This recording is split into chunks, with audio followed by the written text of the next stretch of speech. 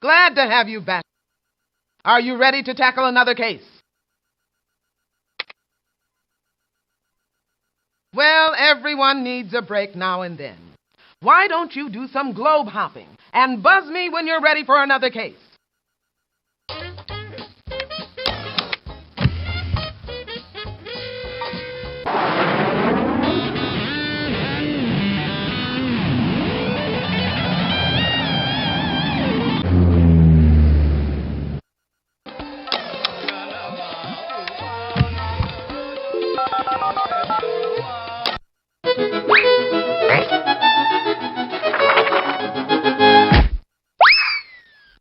Greetings, Gumshoe. Professor Hermeneutics at your service. Let's take a stroll.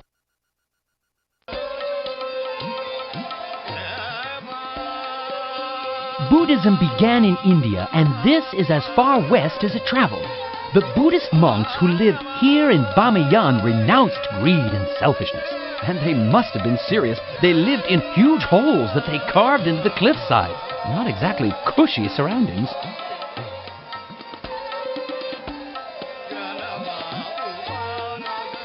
The statues here were built by Buddhists, but today nearly everyone in Afghanistan is Muslim. Of course, like other religions, Islam has several variations, and like many countries, Afghanistan has different ethnic groups. So you have one basic religion, but many different kinds of Afghanis.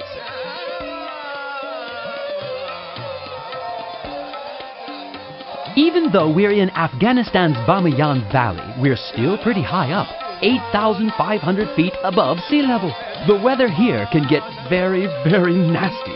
In fact, when invading Mongol armies took Bamiyan from the Buddhists who built it, they quickly abandoned it themselves. They just weren't ready for the cold winter.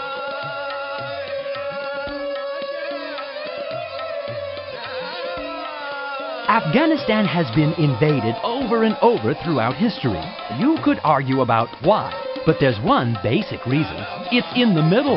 Whoever controls it controls east-west travel and trade in Asia. And when you control the trade, you control the wealth.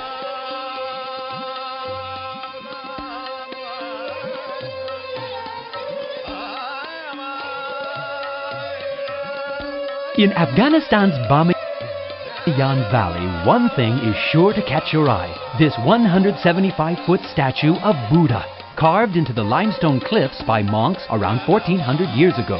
Time, weather, and invading armies have damaged this giant, but a monument like this makes you stare in wonder just the same. Goodbye.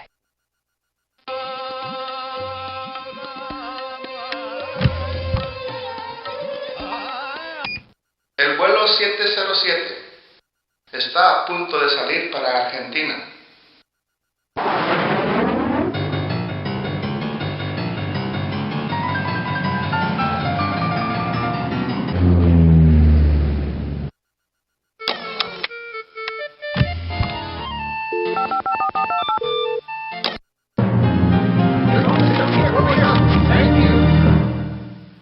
Lovely to see you. I'm Diplomacy, your special envoy here. Allow me to fill you in on the political subtleties of this lovely locale.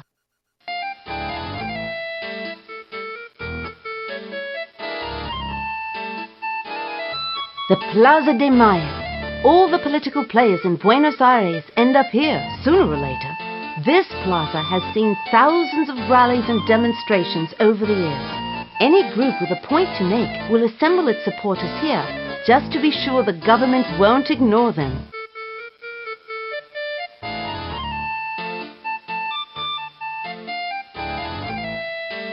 You'll find lots of info at the Cabildo National Historical Museum.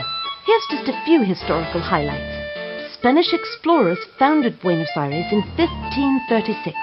In 1810, the city was the first place in South America to elect its own government independent of Spain, although Argentina wasn't officially independent until 1816. From then on, well, as politics often does, it gets complicated. The Buenos Aires Municipal Palace is the seat of city government, and what a city it is! This huge cosmopolitan port is home to about a third of all Argentinians. They call themselves porteños. They're charming hosts, friendly, sophisticated, and helpful. What more could a visiting detective ask for? Here's Avenida 9 de Julio, July 9th Avenue. It's the widest city street in the world, so don't cross when the light is red. At the end of Avenida 9 de Julio is the Obelisco, a monument built in 1936 for the city's 400th anniversary. When it was new, the Obelisco was so unpopular that the city council voted to tear it down. They never got around to it, though, so the monument still stands.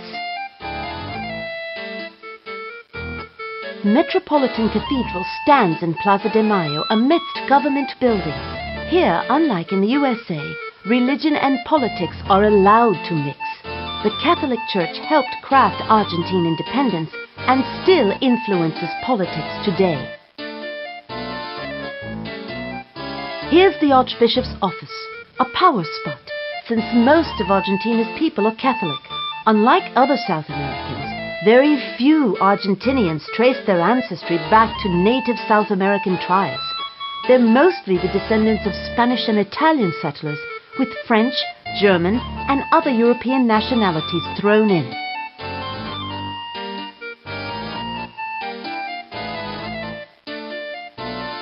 Ah, yes, the Casa Rosada, home of the president.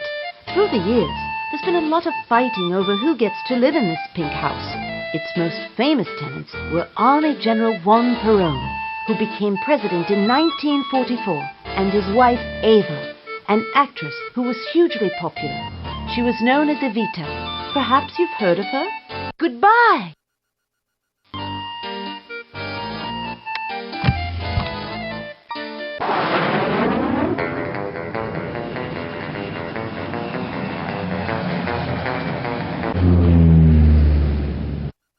Greetings, traveler. Don't miss Australia's wondrous outback.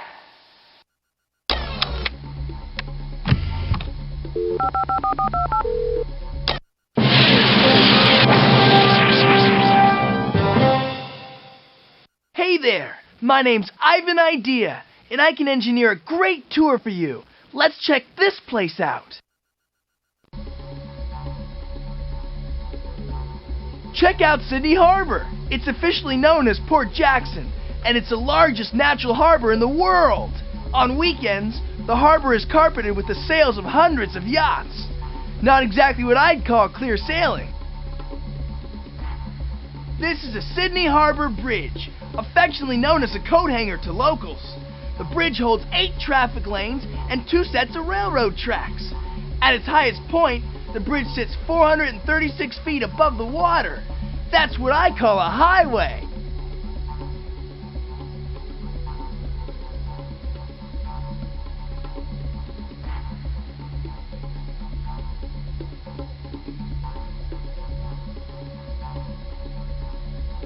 Over here you can see Fort Denison, built in 1846 to defend Sydney Harbour. Convicts used to live in the fort, and sometimes they hung from its gallows.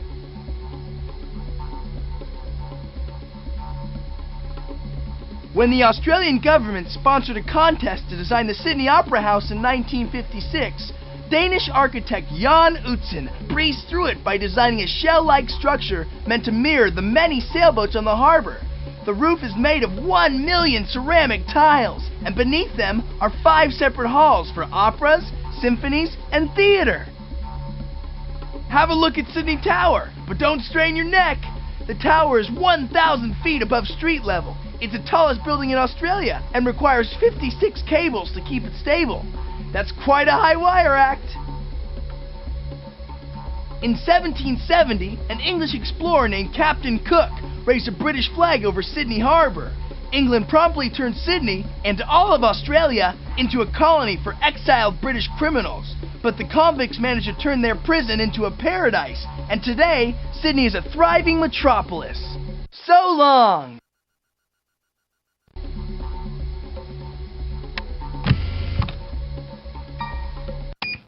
Flug 916 startet nun Richtung Österreich. Ich wünsche dir einen guten Flug.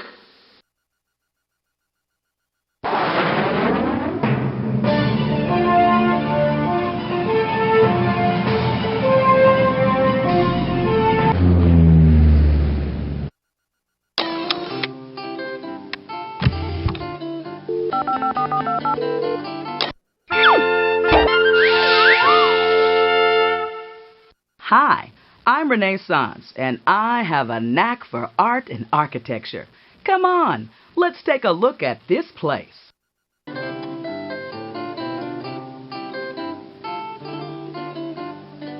Wolfgang Amadeus Mozart composed some of the greatest pieces of classical music in the world. Born in Salzburg in 1756, Mozart began writing music when he was only 5 years old. Although he achieved fame in his lifetime, he died in poverty. A statue in Salzburg honors his memory, and his house can still be visited today.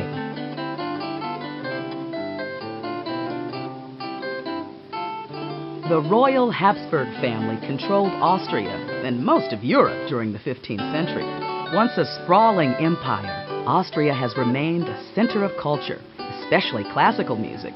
This Alpine nation has spawned a string of musical geniuses, including Mozart and Strauss.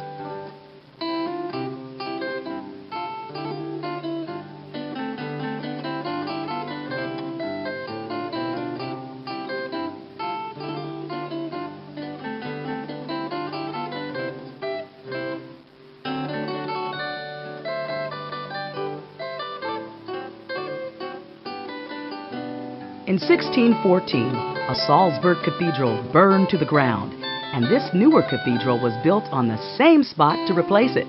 Architect Santino Solari enhanced its Baroque style by combining it with earlier Roman designs. As you can see, the result may be partly Baroque, but it still works. Smaller buildings have stood on Mönchberg Hill in Salzburg since Roman times. But this one, the Hohensalzburg Fortress, is one of the largest and best preserved in Europe. It was started in the 11th century by German builders and took 600 years to complete. Now it sits like a crown of stone above the city of Salzburg.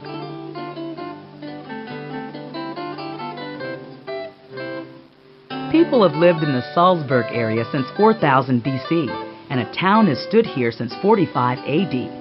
The heart of this Austrian capital is here in the Residenzplatz, built around 1600 in the Baroque style by the archbishops who ruled the city like kings. Bye!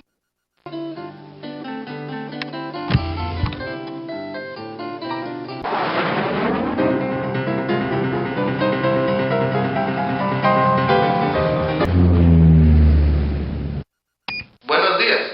El vuelo 324 está llegando a Bolivia.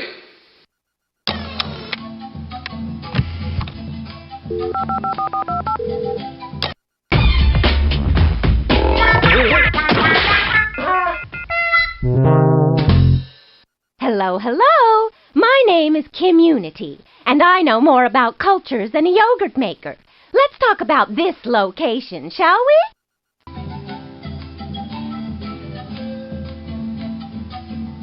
The Urus live on Lake Titicaca, literally. Using totora reeds, the Urus create floating islands on which to build their huts. As the bottom layers rot, the natives spread a new layer of reeds on top.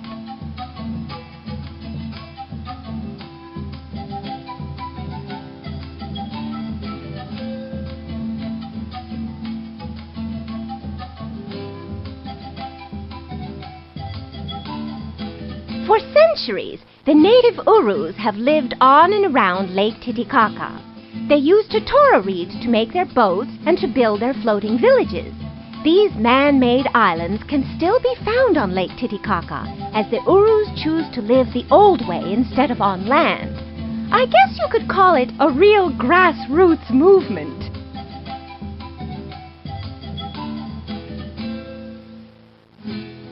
Centuries ago, this mountainous South American country was ruled by the Inca. Later, the Spanish controlled its rich deposits of minerals. Its current name honors the freedom fighter Simón Bolívar.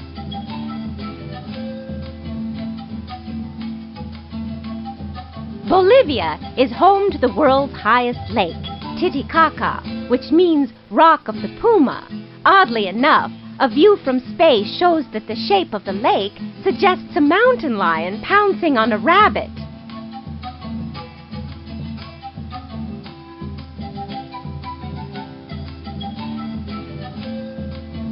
Weaving together bands of totora reeds, the Urus build canoe-like boats called balsas. Anthropologists, including yours truly, believe that the ancient Urus learned this technique from Mediterranean mariners who sailed across the Atlantic Ocean. So long!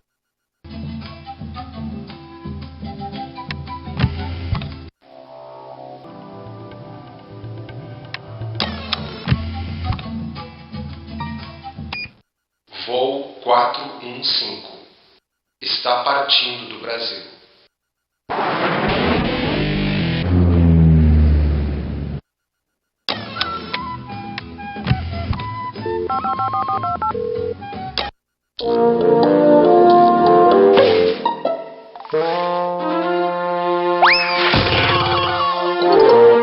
Hi, I'm Rock Solid, ecologist, geologist, and good guide. Around here, the most amazing stuff you'll find is the stuff that nature did all by herself. Come on, have a look! I'm not an urban guy, but as cities go, Rio de Janeiro's pretty interesting. Instead of fighting nature, Rio enjoys it. And it might as well, since it's tucked between great granite mountains and wide white beaches. Rio's 10 million people call themselves Cariocas, and they have 3 passions: sun, soccer, and samba, the local dance music.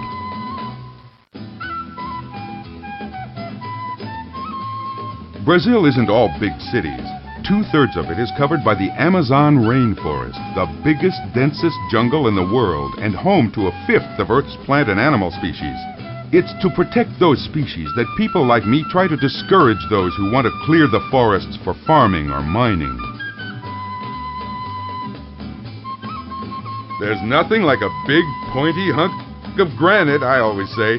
And here's one of my favorites, Sugarloaf, rising over 1,200 feet above Guanabara Bay. Take a cable car to the top if you want great views.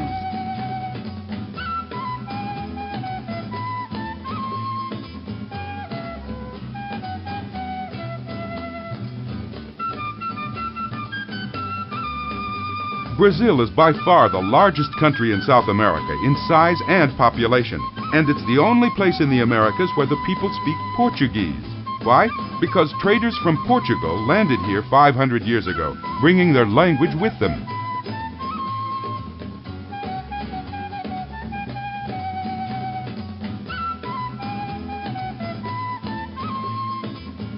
This granite peak is called Corcovado. On top you can see an amazing statue. A huge sculpture of Christ the Redeemer, with his arms outstretched, blessing the whole city. As you might have guessed, Christianity is pretty big around here. Goodbye!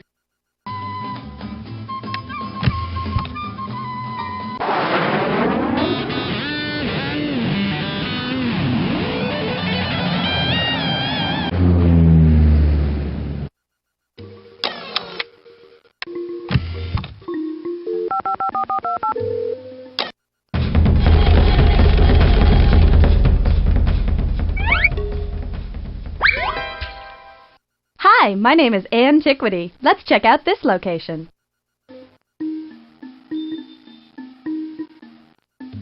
The Khmer people ruled Cambodia for centuries and built their enormous capital, or Angkor, beginning in the 9th century AD.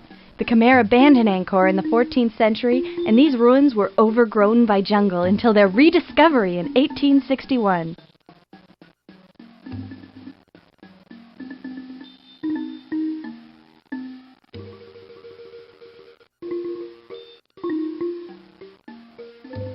Angkor Wat was originally built to honor the Hindu gods, but around the 13th century AD, a Khmer king decided that the Hindu gods had abandoned him. So he introduced Buddhism to Angkor, and Angkor Wat became a Buddhist shrine. Now, don't you feel enlightened?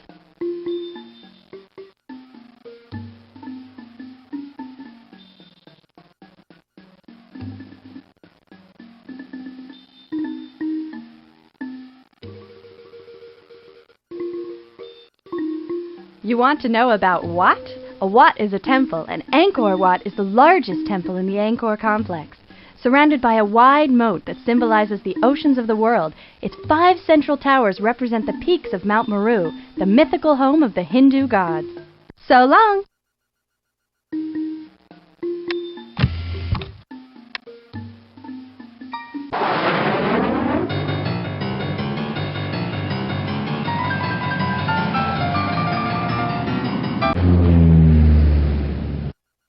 Greetings, traveler.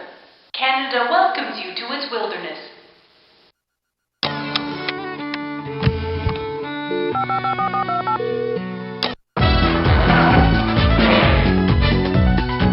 Welcome to Canada, my friend. Be my guest for a tour of Ottawa.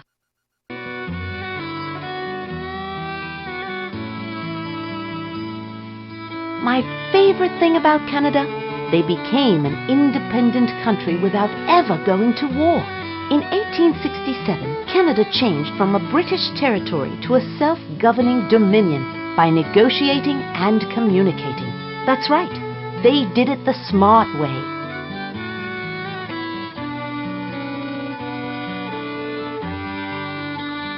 Canada's capital is a lot like Canada. Big, beautiful, and bilingual. Parts of Canada were settled by the English and other parts by the French. And ever since independence in 1867, English and French have been the 2 official languages. You'll hear them both every day in this town.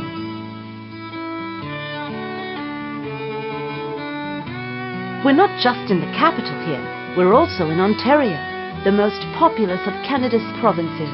More than 10 million people call Ontario home, and most live here in Ottawa or in Toronto, Canada's largest city.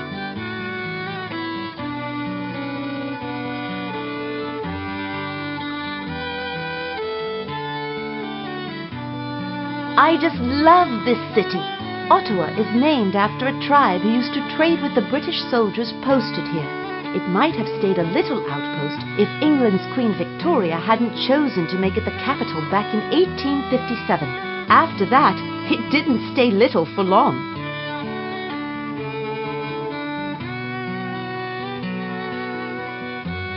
Here's Canada's Houses of Parliament. They look a lot like England's Parliament buildings, and the political system inside is based on England's too. The whole show is run by the head of the ruling party, the Prime Minister, who, by the way, is an old friend of mine. I'll see if I can get a tip or two for you. This big burner in front of Parliament is the Centennial Flame, lit in 1967 to commemorate the 100th anniversary of Canadian independence. I've generated a lot of goodwill toward you here, so please, no roasting marshmallows. Goodbye!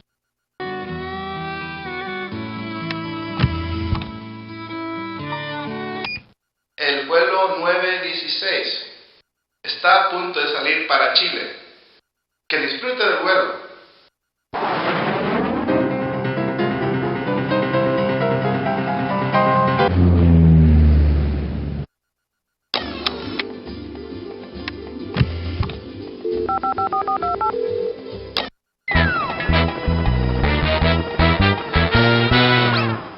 Welcome to Easter Island.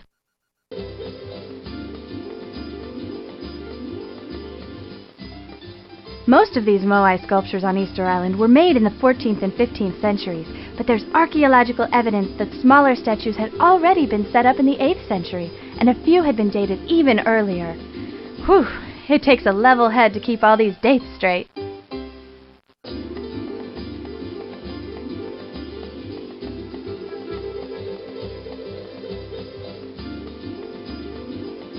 These stone giants weigh an average of 16 tons, and some of them stand 12 miles from the quarries.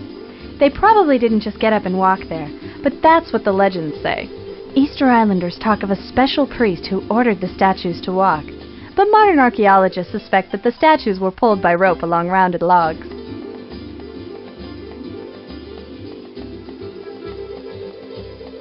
Taking hints from some unfinished statues, we know that the workers carved the moai as if they were lying on their backs. Once the carving was detached from the surrounding rock, the finishing touches were added. Engraving patterns were cut into the statue's back, and the moai was painted red or white and given white coral eyes. You can still find about 300 moai statues lying in ancient quarries, some barely roughed out and others completely finished. The workers seem to have simply dropped their tools and left their work incomplete. Maybe they just lost their heads.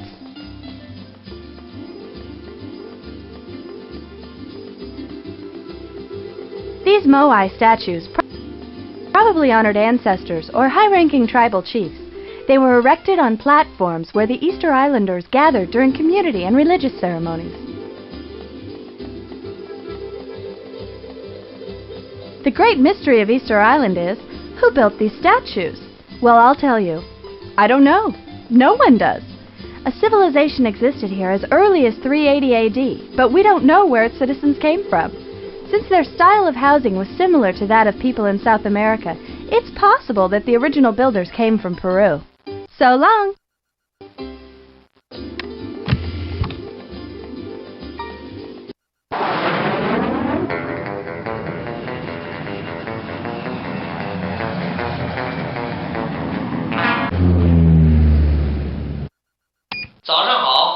...7074航班即将抵达中国。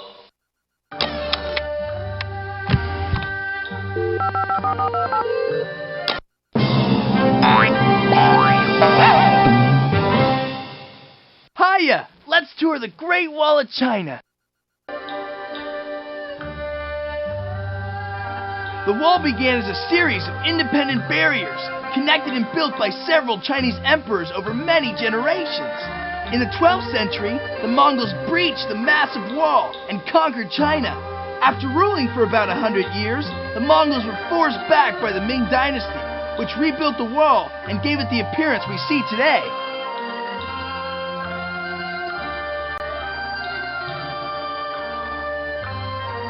The Great Wall of China was started by Chinese Emperor Qin Shi Huangdi in the 3rd century BC. Over the course of 20 centuries, various emperors drafted millions of soldiers and laborers to complete the task. Talk about a group effort. The Great Wall is 2,150 miles across the Chinese countryside, and its walls are so thick that you and 9 of your friends could walk side by side across the top. It's the only man-made object that can be seen from space, and engineers, like me, call it the greatest construction effort ever undertaken.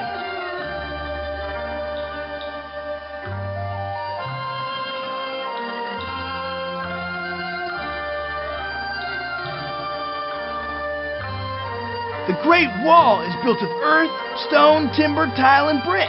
Anything the builders could get their hands on.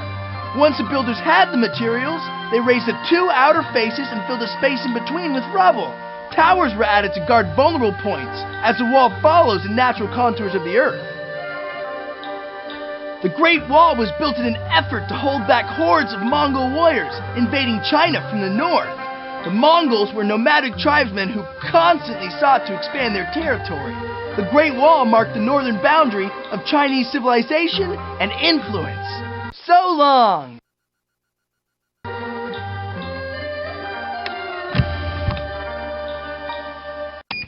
El vuelo 324 está a punto de salir para Cuba.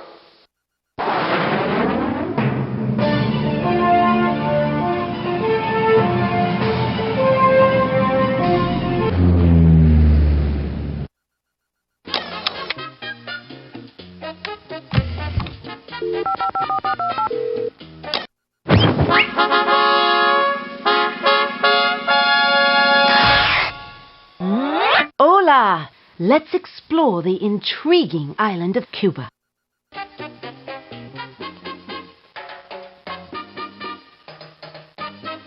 Here's Castillo de la Punta, one of Havana Bay's huge Spanish fortresses.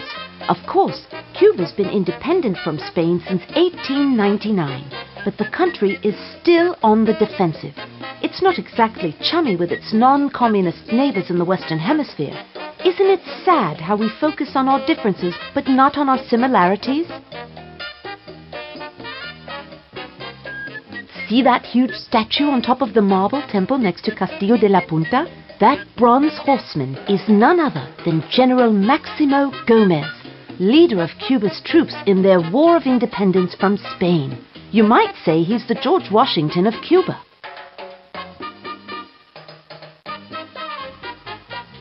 Here we are in Paseo de Martí, Martí Street if you don't speak Espanol. It's named for José Martí, probably the greatest hero of Cuban independence. Martí was a poet and writer whose works inspired readers to revolution. It just goes to show you, it's ideas that really change the world.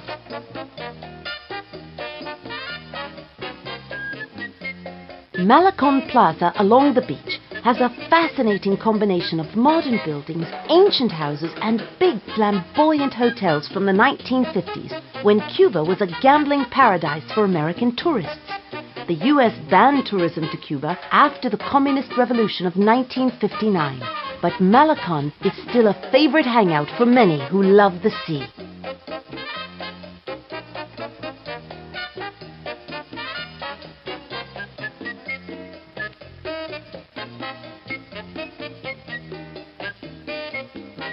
Here on Havana Bay is one of the biggest forts in the Caribbean, Morro Castle, built back in 1610 by the Spanish.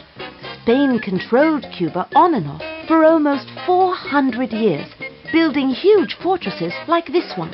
They trusted big walls and big guns more than they trusted negotiation. Goodbye!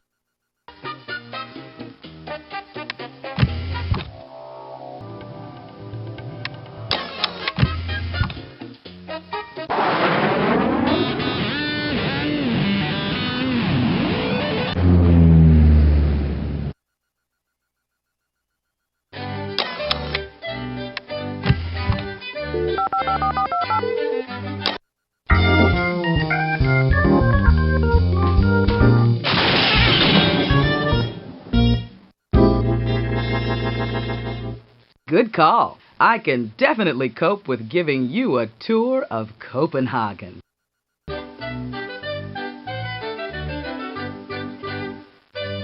The area known as Tivoli Gardens was built in 1843, just outside the city of Copenhagen. Although it's called a garden, there's a lot more than flowers blooming there.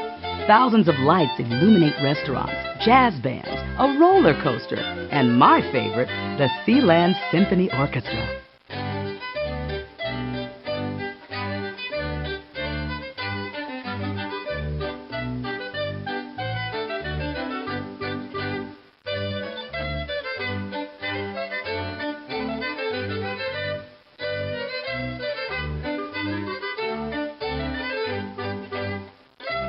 Copenhagen means merchant's port. This capital city of Denmark has stood for 800 years, and it's been an important commercial port for centuries. One of Hans Christian Andersen's most famous fairy tales is the story of the Little Mermaid, who falls in love with a human prince and risks everything to meet him. This beautiful statue of the Little Mermaid was made in 1913 and is one of Copenhagen's best-loved landmarks. Denmark's royal family is the oldest monarchy in Europe and dates back to the Viking kings who prowled the coastlines of Europe. Now the reigning monarch uses the royal yacht, which you can see in the distance, for more relaxing voyages, sailing along the Danish coast during the warm summer months. Bye!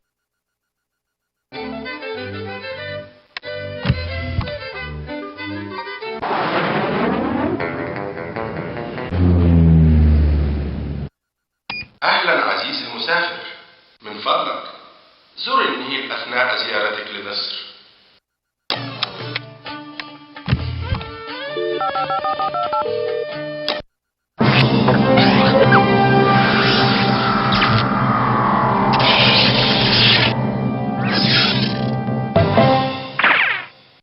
Salam! Try not to get sand in your shoes as we check out the Great Pyramids at Giza.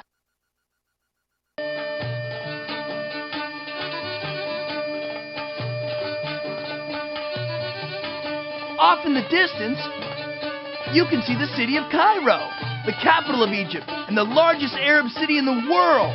The town was settled in 642 AD along the banks of the Nile and has grown to a vast city of 13 million people.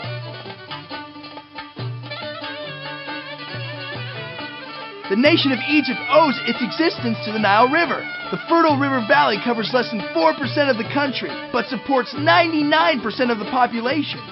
For centuries, the Egyptians have relied on the Nile for agriculture and transport. I guess you could say they know how to go with the flow.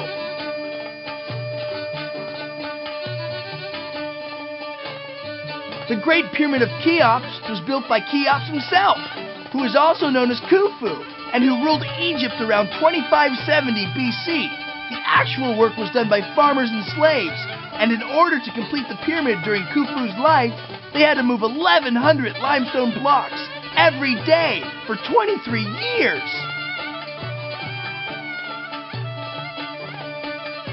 Behold, the Great Pyramid of Cheops, the largest pyramid in the world. It's really big, 479 feet high, and made of 2.3 million limestone blocks. This awesome structure just outside the city of Cairo hides 3 burial chambers, including a tomb for the pharaoh. The pyramids were built as tombs. The Egyptians believed that the perfect structure of the pyramid would protect the body and soul of their king.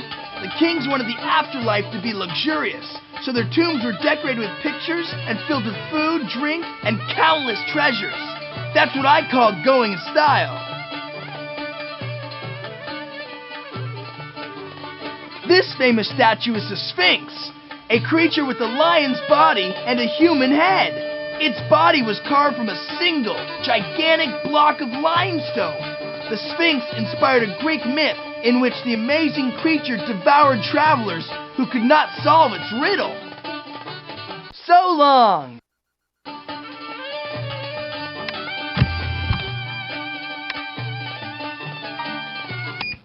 Vol 415. Part maintenant pour la France. Bon voyage.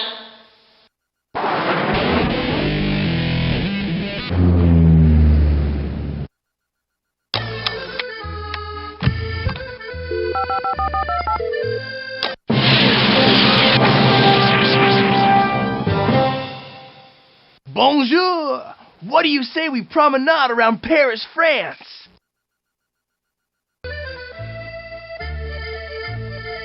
Set off from the classical buildings of the original city is La Défense, a city of skyscrapers set away from the heart of historical Paris.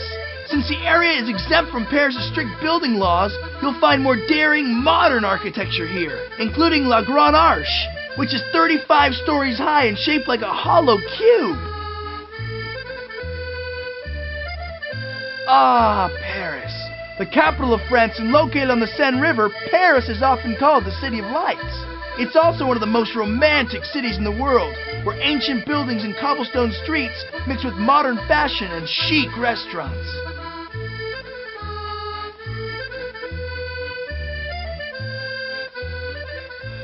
Don't be shy! Check out the Palais de Chaillot! As you can see, the Palais is made up of 2 wings and 2 pavilions decorated with large bronze sculptures. The walls are inscribed with text by the poet Paul Valéry, and inside you'll find 4 museums and the widest selection of film classics in the world. The history of Paris dates back to 53 BC, when the Roman army conquered the Parisi, who lived in a small island village on the river Seine. The Romans were succeeded by the Franks, who named the island Paris. The city became a center of culture and wealth, and even endured a violent revolution in 1789. Today, Paris is one of the major cultural and business centers of Europe.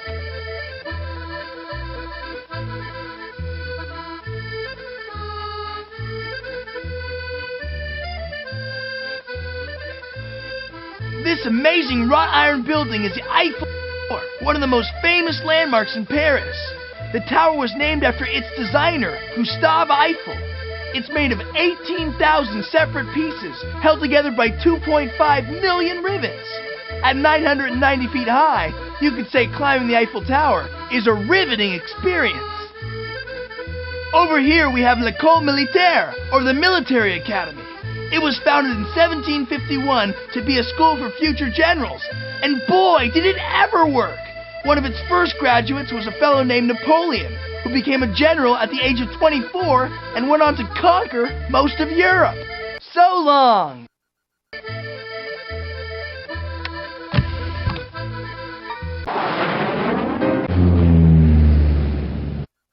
Guten Morgen. Flug 916 landet jetzt in Deutschland.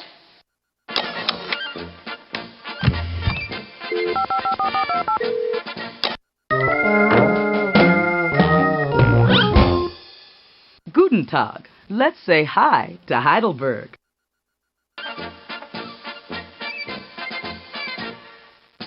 Built on a hill overlooking the city, the Schloss, or castle here in Heidelberg, is a triumph of German architecture. Its decorative facade reveals a taste for intricate architectural designs. The interior reveals another kind of taste altogether. The castle contains the largest wine barrel in the world.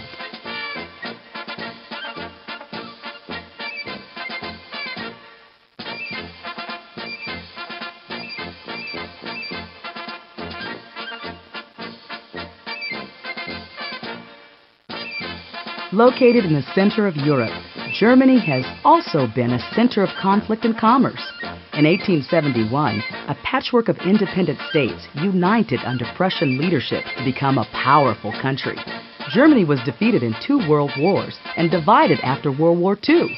Reunification allowed poverty-stricken East Germany to join with West Germany, one of the world's economic giants.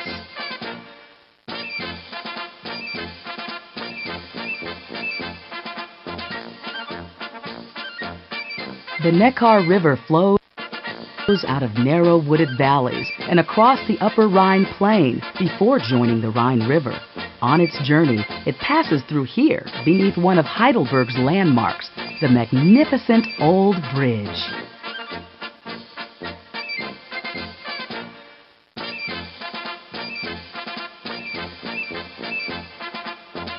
Heidelberg is the oldest university town in Europe, dating back to 1386, but people have lived here far longer. The remains of the Heidelberg man discovered near the city are said to be 600,000 years old. It sure took him a long time to graduate. Bye!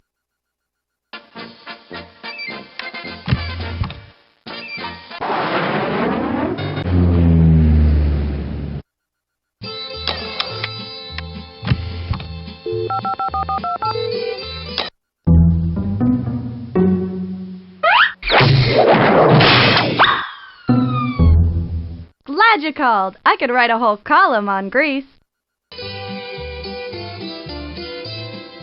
On the north side of the Acropolis stands the Erechtheum. It is asymmetrical and built on 2 levels and features sanctuaries to Athena, Poseidon, and King Erechtheus, hence its name. On the north side you can see its marble roofs supported by statues of women called the Caryatids, a fine example of women holding things together.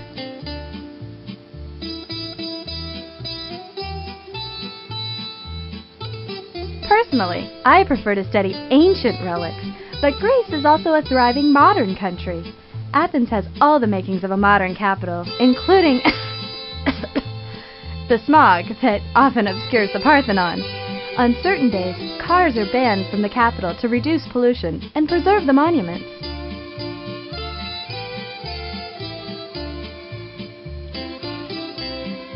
Here, near the entrance to the Acropolis, stands the tiny temple of Athena Nike.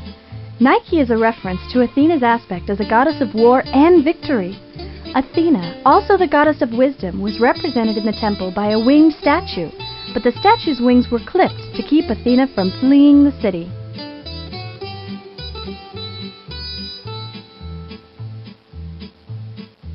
The Greek word Acropolis means city at the top, and the Acropolis tops my list of famous locations. The summit has served as both a fortress and a temple since 3000 BC.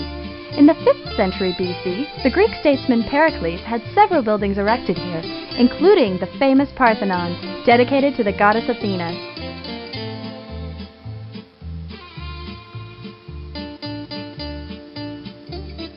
Athens became the heart of Greece's golden age. Here were laid the foundations of modern democracy, Western philosophy, and even the concept of theater. The Parthenon is considered the finest example of classical Greek architecture and was built between 447 and 432 BC. Although it's now a treasured historical site, the Parthenon wasn't always so well cared for. A gold and ivory statue of Athena was destroyed centuries ago. In 1687, the Turks used the Parthenon as an ammunition depot, and it exploded, blowing the roof off the whole place. So long!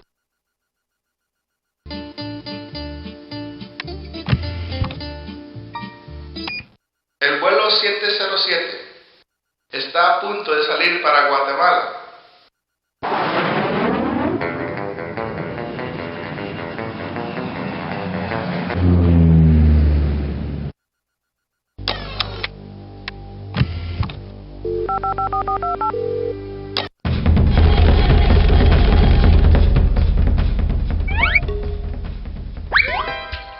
Hola, I'm tickled you've asked about Tikal.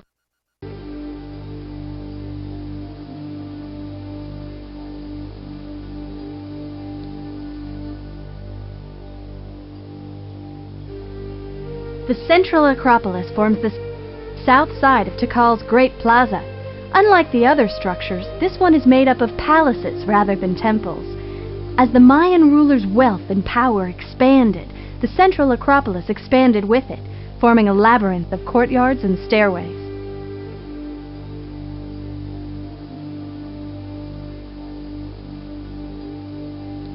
Like most Mayan temples, Temple 1 is a terraced pyramid.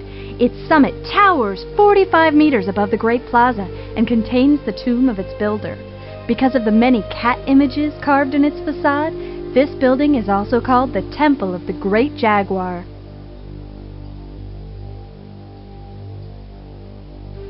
Here in the Great Plaza, we're surrounded by Temple 1, Temple 2, the Northern Acropolis, and the Central Acropolis. Building continued in this area for over 1,000 years. Around the edges of the Great Plaza, sculpted wall carvings tell the history of kings. The Northern Acropolis covers 2.5 acres. Many layers were added onto this religious complex so that about 100 buildings are buried in its mass. And that's not all that's buried there. Beneath the lowest level of buildings lies the tomb of a priest, whose 9 attendants were killed and buried at his side.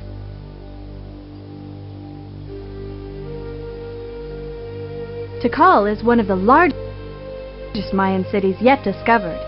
We're not sure if Tikal was a city for the common people or a religious center reserved for priests, but it does include temples used for human sacrifice. After building Tikal for over 1,000-year period, the Maya seem to have disappeared for unknown reasons. Here we see Temple 2, which was built around 700 AD. The stairway to the top is guarded by 2 grotesque faces, which help give this structure its nickname, the Temple of the Masks. So long!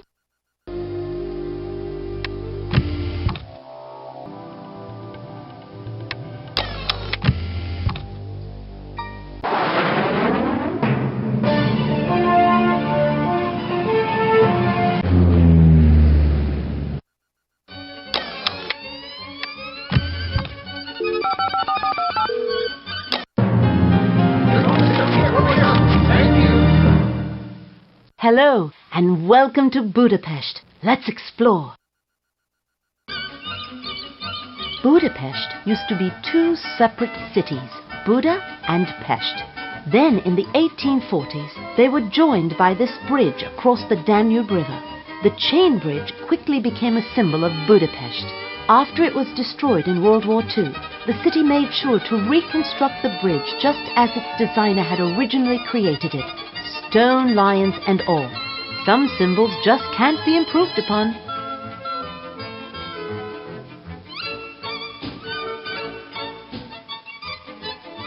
Many different countries invaded Budapest over the centuries, so there are all different kinds of structures here, not just from different time periods, but using different regional styles too. A Turkish castle, a Roman fort, a Gothic church. A walk around town is a walk through the history of European architecture.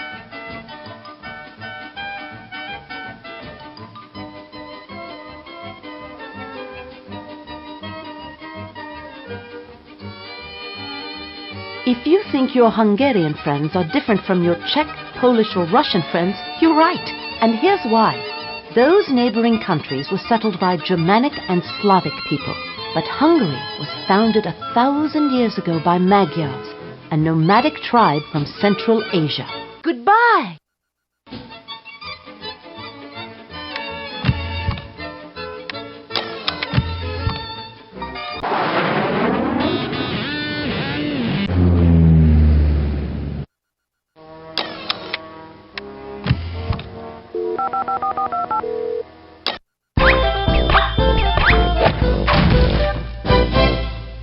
Hi, great to see you. Zip up your parka and let's explore Iceland.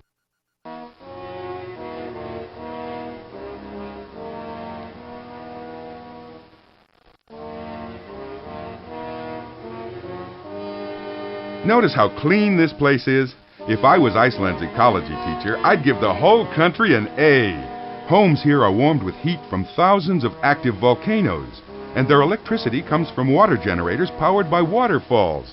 Just like me, they're working with nature, not against it. I'm not a huge fan of civilization, but the Icelanders are pretty good at it, I must say. They've practically never had a war.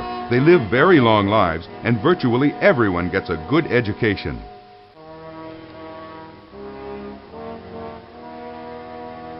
Folks from Ireland and Scandinavia first came to live on Iceland about 1,100 years ago. It's warmer here than other places this far north, but the settlers called it Iceland so others would think it was freezing and leave them alone. Nice trick, eh? Iceland isn't as icy as it sounds. Only 11% of the country is covered by glaciers.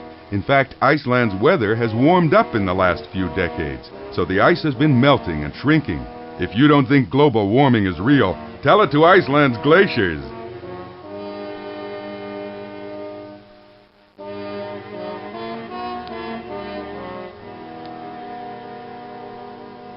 That's not a pleasure boat, it's a fishing vessel, one of about 1,000 that work the waters around Iceland.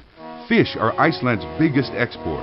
But there are strict rules about how many fish can be caught each year. I call that Earth Smart. Goodbye!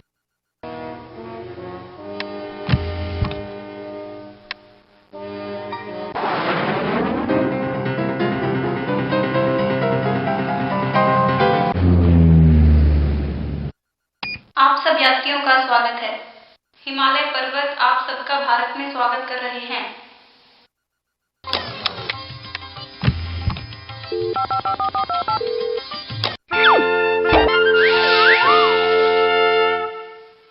Hi there. Let me tell you all about the Taj Mahal. It took over 20 years, 1,000 skilled workers from across the Mughal Empire to build the Taj Mahal. No expense was spared to create this architectural wonder, which uses diamonds, opals, sapphires, gold, and silver in its design. I guess you could say it really is a national treasure.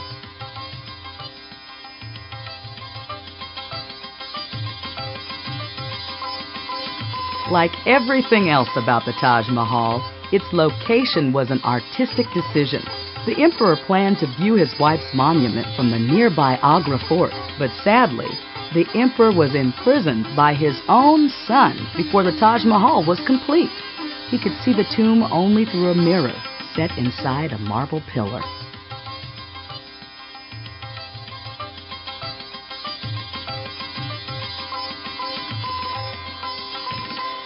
As you can see, the entry gate to the Taj Mahal is outstanding.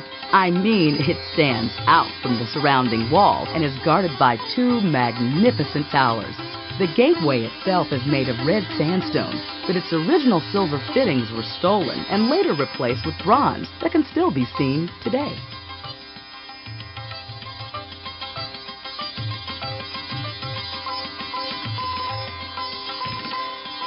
The identity of the Taj Mahal's architect has been lost in time, but it's likely that the emperor himself oversaw the construction. The structure reveals a harmony of Indian and Persian elements as Hindu craftsmen work together with Muslim designers and engineers to turn the emperor's vision into reality.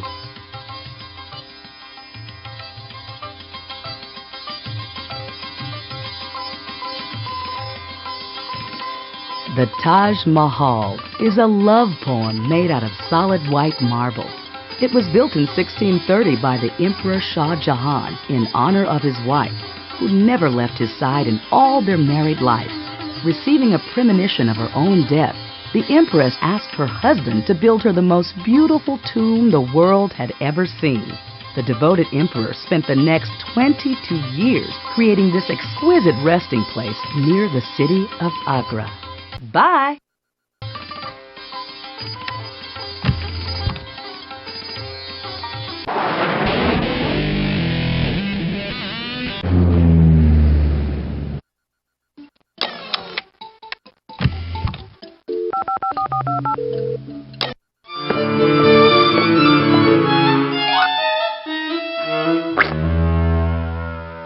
Borobudur, Indonesia, a fascinating spot in a fascinating country. Let's look around.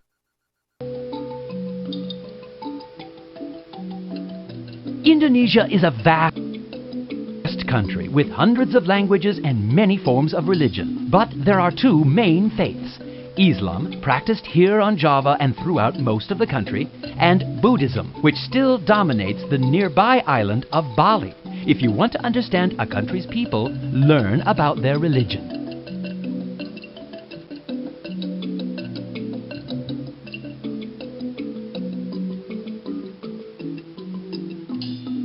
This is the largest Buddhist temple in the world, Borobudur on the island of Java. The temple was historic even in 794 AD when it was built. Its thousands of intricate carvings show episodes from the life of Gautama Buddha, a man who lived 1,000 years before the builders. There are layers of history here, and that's why I love it.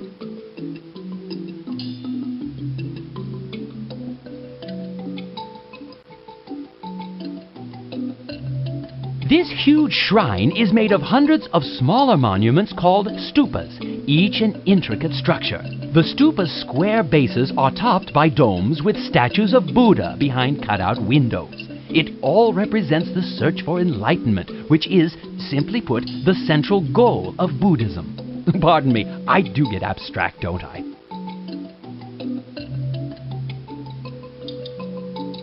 The most amazing thing about Borobudur is how it all comes together as a whole. All those intricate stupas unite to form one huge stupa thousands of feet high and acres around. And the builders even got nature to help. The shrine was built on a hill, so the dome happens naturally. Incredible!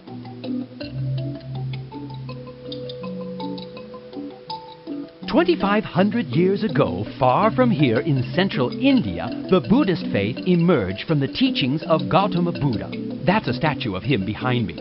Fine-looking chap.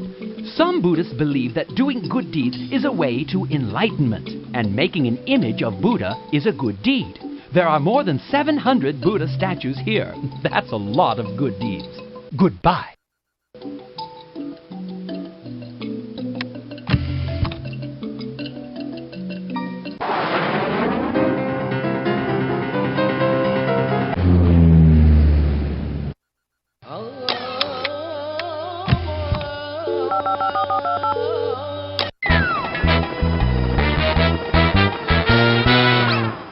You called and I ran right over. Let's check out Persepolis.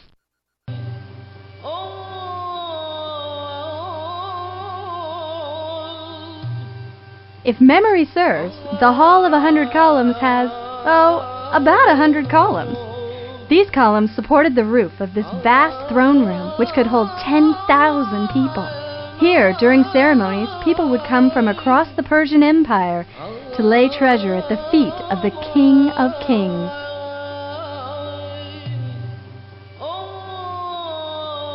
The city of Persepolis, which was built around 518 BC by King Darius I, was the spiritual center of the Persian Empire. The Persians borrowed artistic styles from the cultures they conquered in order to create the city's inspiring architecture. In 330 AD, Alexander the Great sacked the city, and Persepolis was burned to the ground.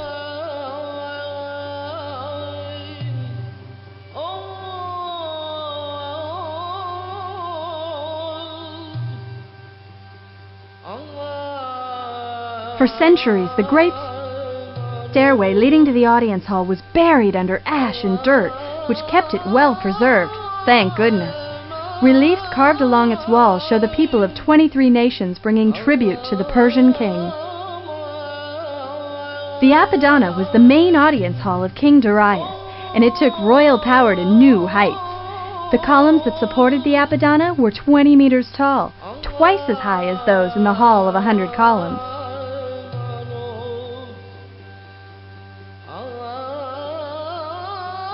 The buildings in Persepolis had wooden ceilings, and many of the columns supporting them were topped with elaborate designs of two-headed creatures such as horses or bulls. On each creature's back rested the massive wooden beams of the palace roof. Those Persian sculptors really put their backs into their work.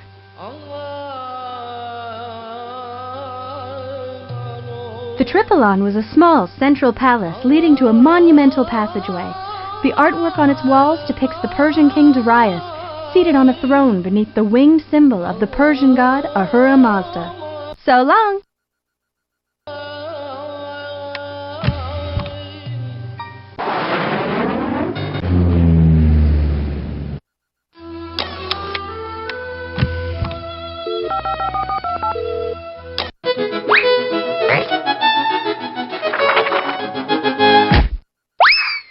Shalom, and welcome to Israel. Let's explore Old Yafo.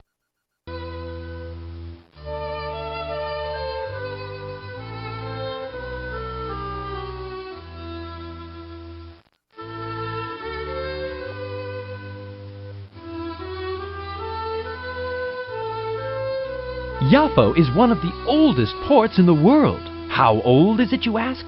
Old enough that it shows up in and in both testaments of the Bible. In short, quite old.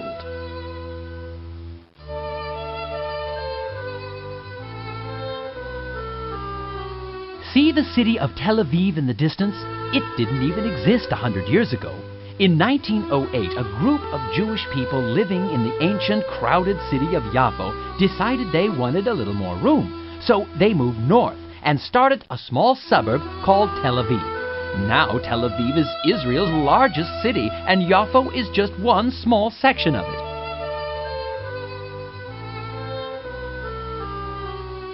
Old Yafo's aged buildings and open-air markets take you back to an earlier time. Most of what you'll find here was built when the Ottoman Turks controlled the city several hundred years ago, which, come to think of it, isn't that old, considering the town has existed for at least 4,000 years.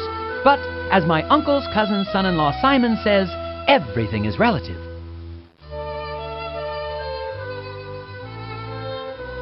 Israel is a country both ancient and new. In 1948, the modern Jewish state of Israel was born. Much of ancient civilization and 3 of the world's major religions trace their roots back to this area. Goodbye.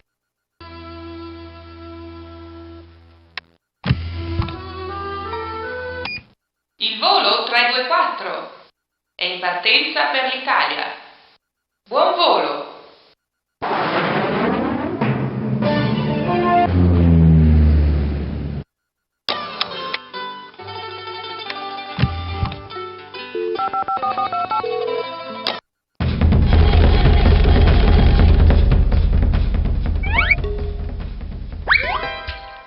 Buongiorno! Let's roam around Roma.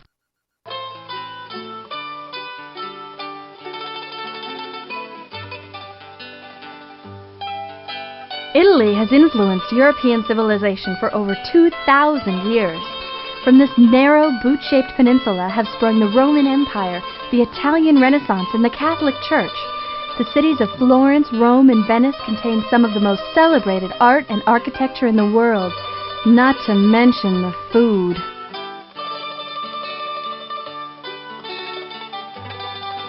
This small church near the Roman Forum is named for a 15th century saint who cared for the poor in Rome.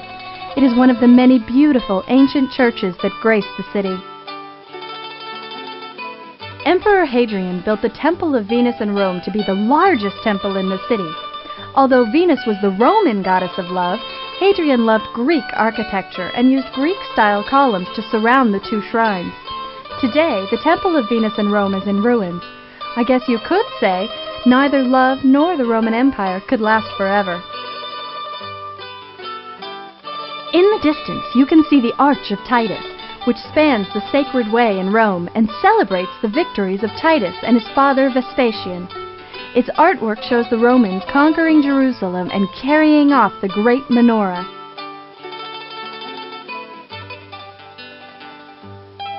The roots of Roman history go back 3,000 years.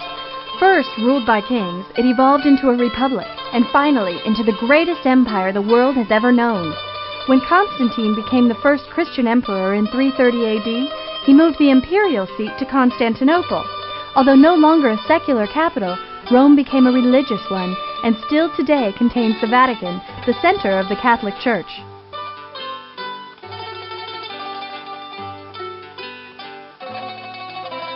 Here we see the triumphal Triple Arch of Constantine, which was built in the 4th century AD.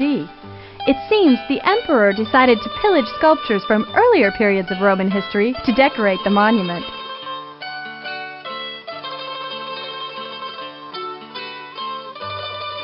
Built around 75 AD, the Colosseum symbolizes the extravagance of the Roman Empire and proves that modern sports arenas don't compare to ancient Rome. Seating 50,000 people, the Colosseum offered gladiator duels and wild animal hunts in its sand-covered arena. A complex system of underground tunnels housed the workers, slaves, and exotic animals that provided spectacles for the privileged citizens of Rome. So long!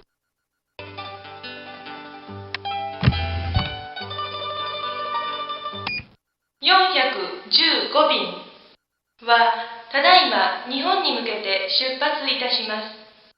空の旅をお楽しみください。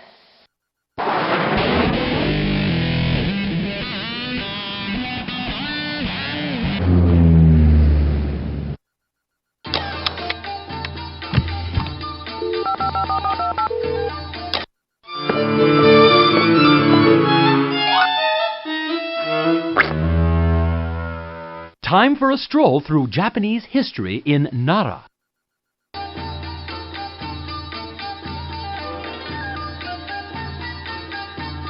This region is the cradle of Japanese civilization.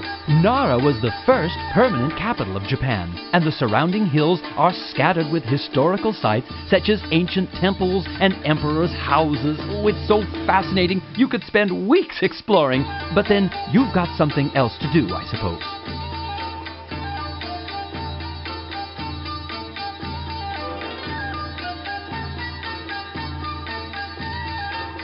Before Buddhism was brought here from Korea in 552 AD, most Japanese were of the Shinto faith, worshipping the natural world, mountains, rocks, and seas. Often, when a new religion comes to a country, older ones are forgotten or repressed, but that didn't happen here. In fact, many Japanese practice both faiths. Intriguing, don't you think?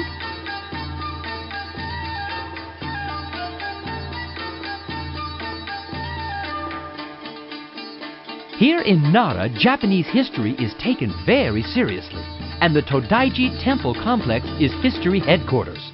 If you're looking for precious, ancient Japanese art, you'll find more of it here than anywhere else.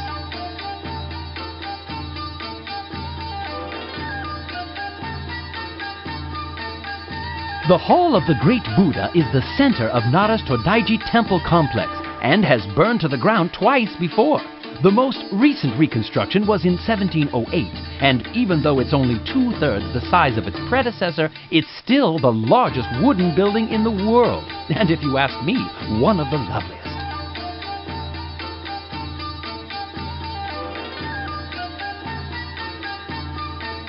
This region is the cradle of Japanese civilization. Nara was the first permanent capital of Japan, and the surrounding hills are scattered with historical sites such as ancient temples and emperors' houses. Oh, it's so fascinating, you could spend weeks exploring, but then you've got something else to do, I suppose. Goodbye.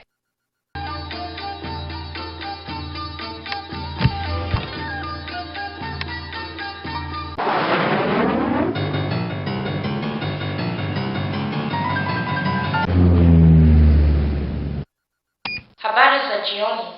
Ndege 707 sasa inafika Kenya.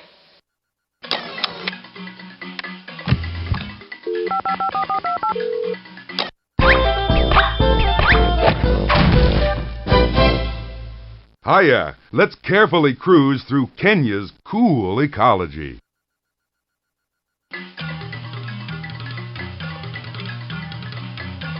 Thousands of animals live and breed here in the Mount Kenya Game Ranch, with plenty of food and no predators.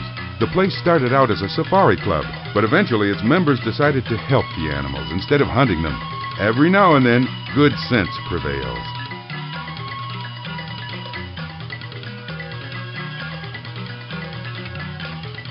Mountains and plains are just one kind of Kenya. The country has all sorts of other landscapes too, from gorgeous beaches on the Indian Ocean to dense tropical forests to Lake Victoria, the second biggest body of fresh water in the world. You could look around for months, but of course, that's my job.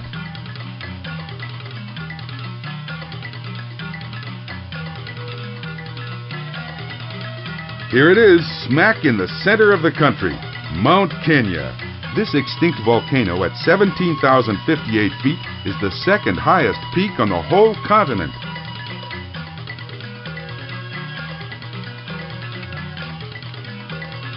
One little wildlife ranch doesn't tell the whole story. Kenya's people know that animals are precious and irreplaceable, so they've set aside 6 million acres of national parks and wildlife sanctuaries.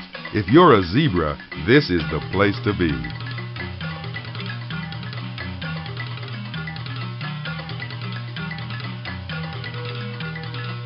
A movie star named William Holden founded the Mount Kenya Safari Club with 2 of his millionaire pals.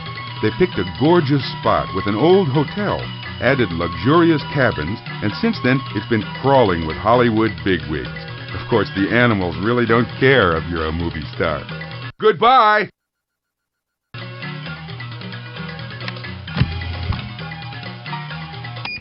El vuelo 916 está a punto de salir para México.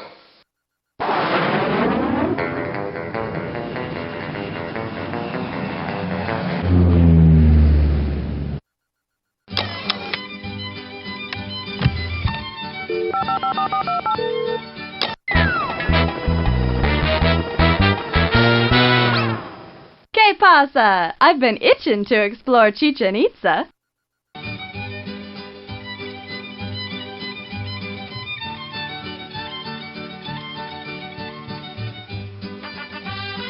The imagery of this terrace in Chichen Itza captures the fierce nature of the Toltec people who built it. 4 stairways lead up the platform, each one guarded by a feathered serpent. The walls are lined with images of eagles and tigers, the symbols of the Toltec civilization.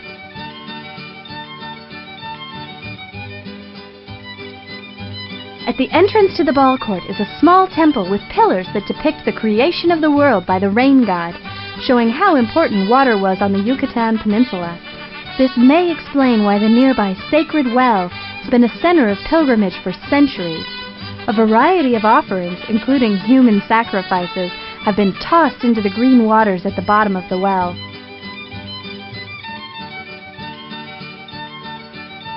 The ball court is an ancient stone sports arena 150 meters long. Its acoustics are so good that a person speaking at one end can be clearly heard at the other. At one end of the court is a stone ring through which players attempted to throw a ball. The captain of each team had plenty of incentive to win, since losing the game meant losing his head.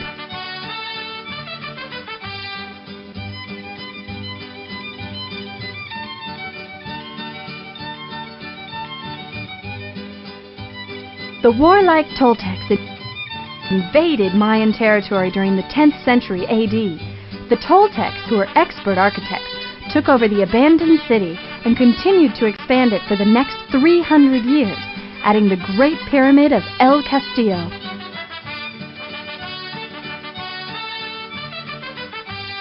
The Mayan civilization remains a mystery to modern scholars. Their 4th century civilization was quite advanced. They made mathematical discoveries and precise solar calculations, all without a calculator. The Maya built the city of Chichen Itza from the 4th to the 10th century AD, but then abandoned it. So long!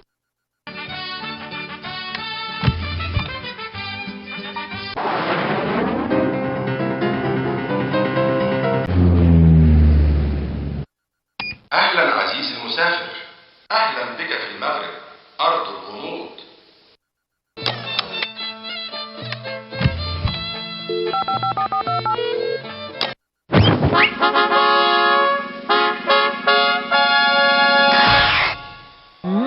Welcome to Morocco. Join me for a stroll.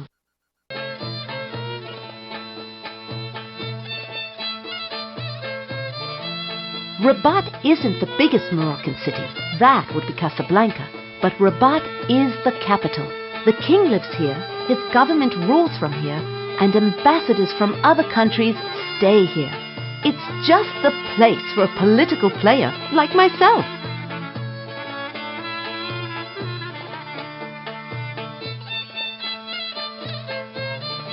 Rabat has many beautiful old buildings, but this is a beautiful new one, the Mosque of Mohammed V. He was the Sultan who freed Morocco from French occupation in 1956. A Vietnamese architect designed the tomb, and 400 Moroccan craftsmen built it. In a word, gorgeous.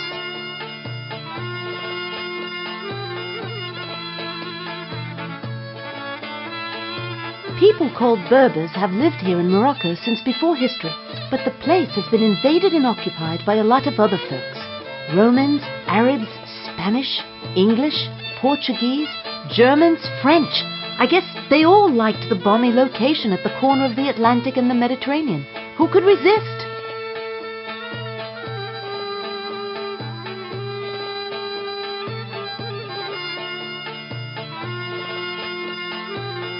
In 1146, the ruler Yaqub el-Hassan set out to build the biggest Islamic mosque in all of Africa.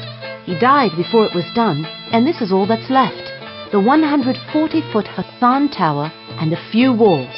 Even incomplete, it's still one of North Africa's most impressive pieces of religious architecture. Goodbye!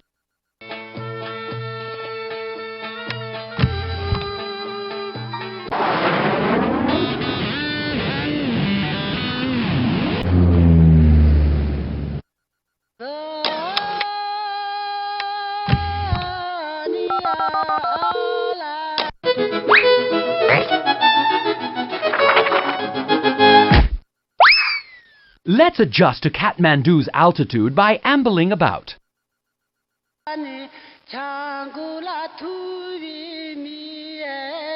About 90% of Nepal's people are of the Hindu faith, and the other 10% are Buddhist. But those numbers don't tell the whole story, because Buddhism mixes with Hinduism in many ways here. The more closely you study it, the more interesting it becomes.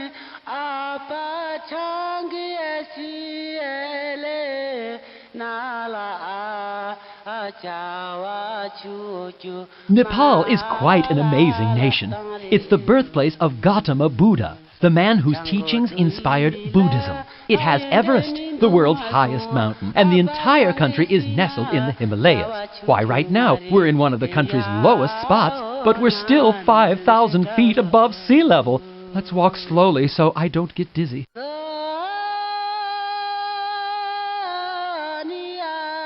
Here's the house of the living goddess, a little girl known as Kumari Gar. How did she get to be a goddess? She was chosen for the honor by Buddhist priests. For her whole childhood, she'll live in this lovely home and be honored with festivals and ceremonies. Not a bad way to spend your childhood, The locals call this part of Kathmandu Durbar Square. Lined with temples and pagodas, Durbar Square is the heart of Nepalese religion. And since it's where the king of Nepal is crowned, it's pretty important to the government too. If you're looking for the center of the action, this is it.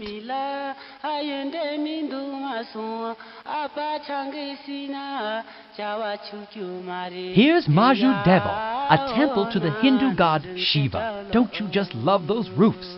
Some religions believe in just one god, but not Hinduism. Thousands of different gods appear in Hindu legends, and Shiva is one of the most important. Goodbye.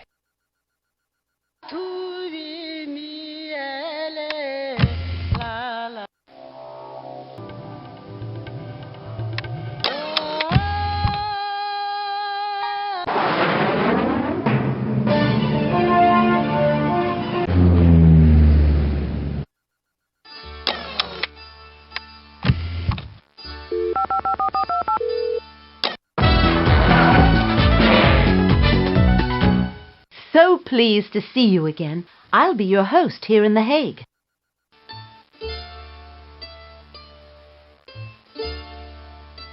Here's the Supreme Courthouse. It's just one of dozens of grand government buildings that line the streets of The Hague. The King and Queen of the Netherlands live in this neighborhood as well. They send their regards, by the way.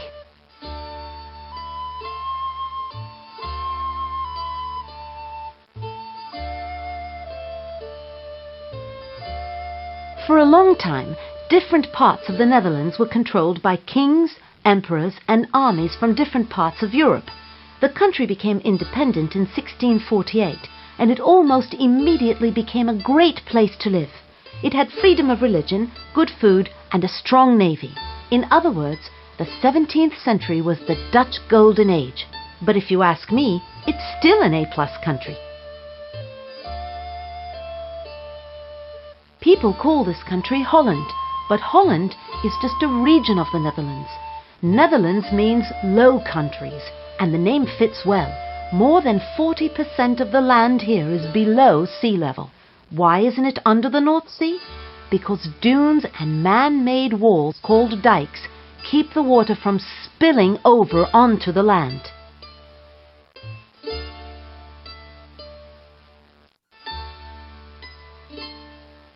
The Prince Hendrik Monument honors the man who developed the Netherlands maritime industry.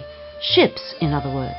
The Dutch became good at building ships, sailing them, and traveling the world. By 1700, Dutch colonies and trading posts dotted the globe from Java to India, from South America to Africa. Foreign relations are key, my friend. No nation ever got rich all by itself.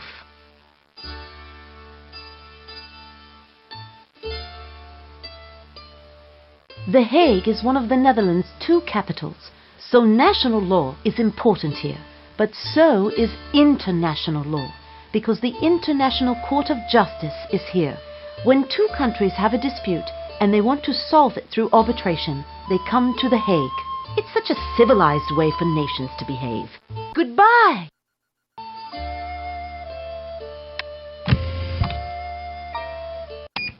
Flight 324 is now departing for New Zealand. Enjoy the flight.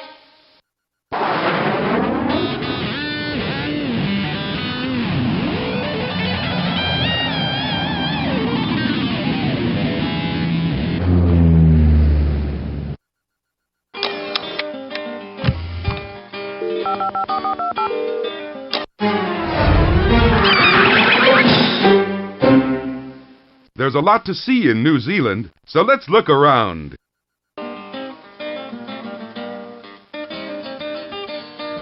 We're standing in Fiordland National Park, a protected wilderness where humans can visit but can't stay. The planet doesn't get much prettier than this. Steep mountains rising from the water, dense forests, glacial lakes, waterfalls, and more rain than you've ever seen. Got an umbrella?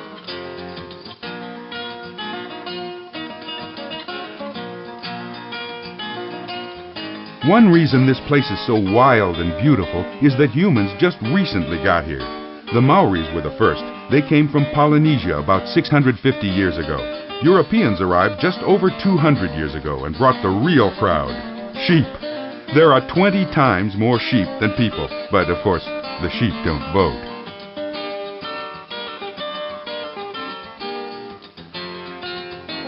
Nature was in a dramatic mood when it created New Zealand. This wild, beautiful island nation was blasted into the South Pacific by volcanic force. In fact, volcanoes on the North Island still supply power for much of the country. Keep your toes out of the lava.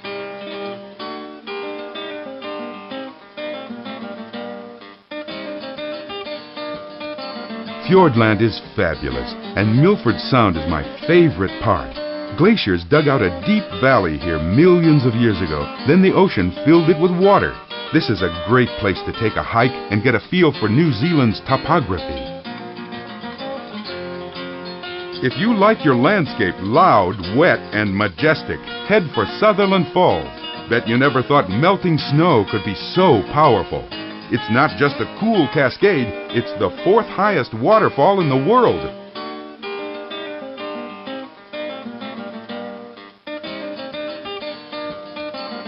Around Milford Sound, you can't miss Mitre Peak. It's that mountain in the middle that rises straight up out of the water, 1,500 meters. On a clear day, its reflection makes it look twice as big. It's all in the presentation. Goodbye!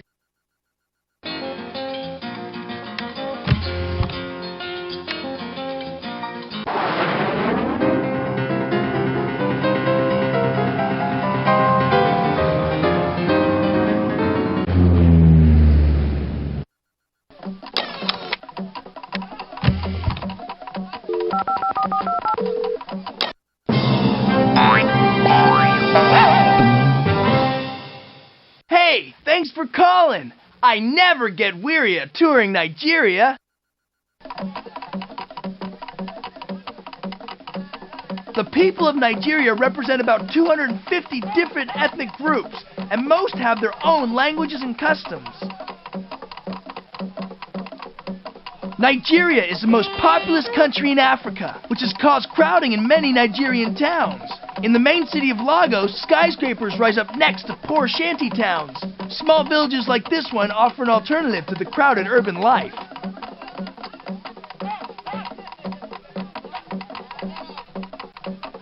Almost half the population of Nigeria is Muslim, but rich local religions and traditions survive, especially in these smaller villages.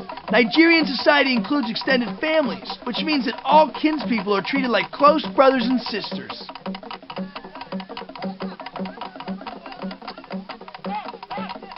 Not far from this village is Lagos, the largest city in Nigeria and its former capital.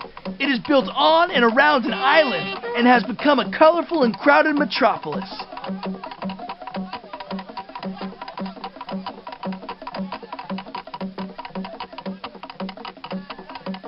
The native inhabitants of Nigeria developed rich cultures and complex political systems long before Europeans arrived. In the 19th century, British colonists conquered the region, but Nigeria gained its independence in 1960. About 1 out of every 4 Africans lives in Nigeria, located on the west coast of Africa. Fueled by the oil industry, Nigeria developed a strong economy. Declines in oil prices have caused severe depressions, but Nigeria still has great economic potential. So long!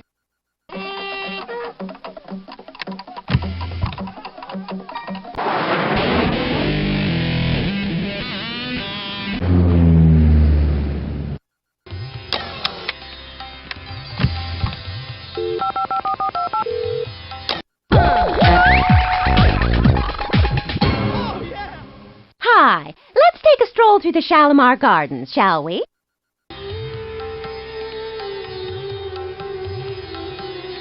Here in Shalimar Gardens, we're just outside the city of Lahore. Lahore is Pakistan's cultural and intellectual center. It has been the capital of the Punjab district for nearly 1,000 years.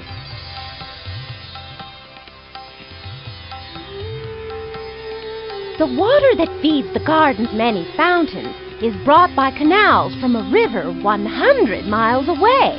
In the central terrace, small nooks were filled with candles by night.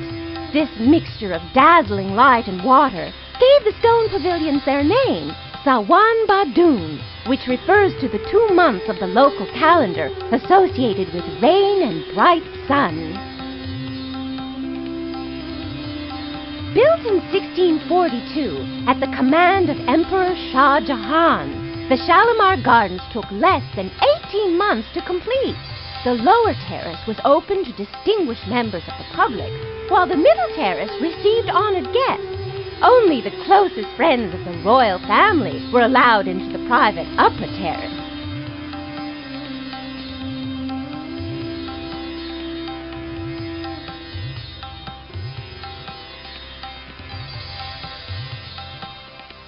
This central terrace of the gardens contains over 100 magnificent fountains. At the foot of this cascade entering the terrace stands a marble throne where the emperor would sit in the moonlight and listen to his musicians play.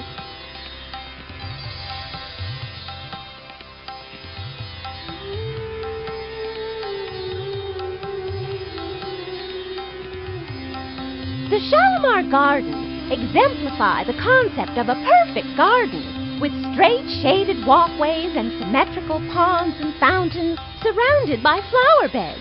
The upper terrace, which contained only flowers, was called Bestower of Pleasure. The middle terrace, where fruit trees were planted, was called Bestower of Plenty. I hope there's plenty for me. So long!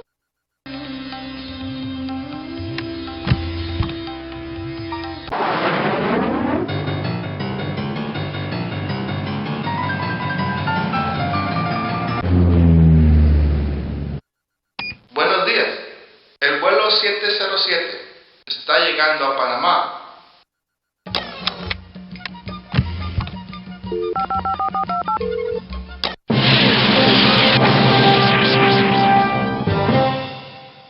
Hola, amigo! Welcome to the Panama Canal. Before the canal was completed in 1914, a sea voyage from New York to San Francisco took 1 month and covered 13,000 miles. The canal shortened the trip to about 10 days and 5,000 miles.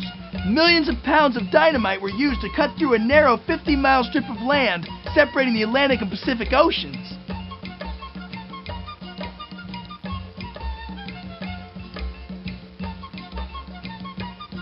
In the distance, you can see Panama City, the country's capital, as well as its political and commercial center. Many of the city's older buildings retain the architecture of the original Spanish colonists, including the cathedral and the Church of San Jose.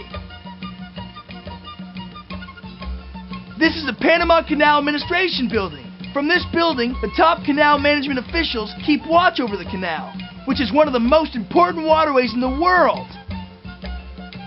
If you look closely, you can see the flag atop Angkor Hill. The flag of Panama is a symbol of national pride.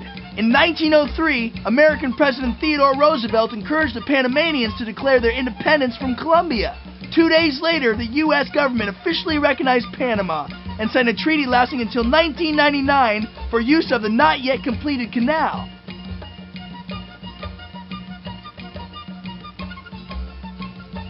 Connecting the two edges of the canal's entrance is the Bridge of the Americas, the only permanent bridge spanning the Panama Canal. It was completed in 1962 and soars 384 feet above the canal's Pacific entrance.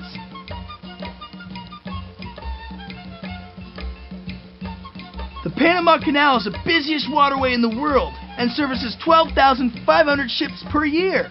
The toll for crossing the canal is calculated by the ship's weight.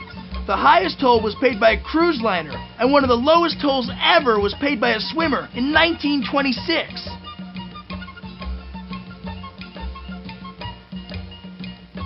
To connect the Atlantic and Pacific Oceans, engineers built a series of concrete locks to transport ships across different water levels.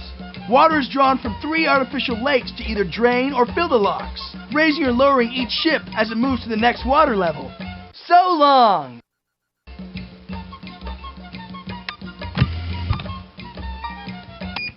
El vuelo 415 está a punto de salir para Perú.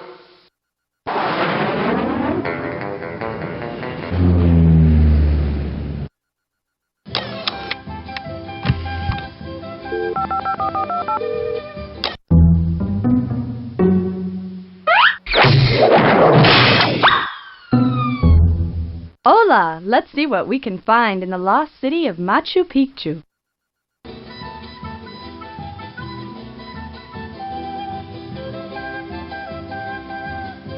The Inca Empire lasted only a little more than a century, but during that time, the Inca built roads, irrigated the desert, and created incredible architecture. Even today, a razor blade could not be inserted between some of the stones at Machu Picchu. All this was done without knowledge of the wheel, iron, or the written word. They didn't even have a Digi-Sketch.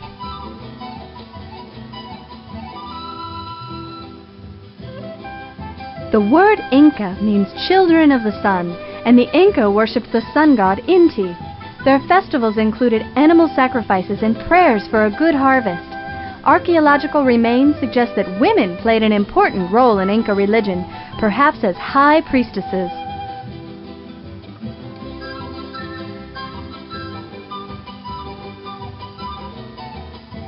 The mountain city of Machu Picchu is now named for a nearby mountain peak, but the original name is unknown. Machu Picchu, which may have served as a religious sanctuary, was a potent symbol of the Incas' power until it was abandoned in the 16th century in the face of Spanish invaders. The city was lost in the thick jungle wilderness until its rediscovery in 1911.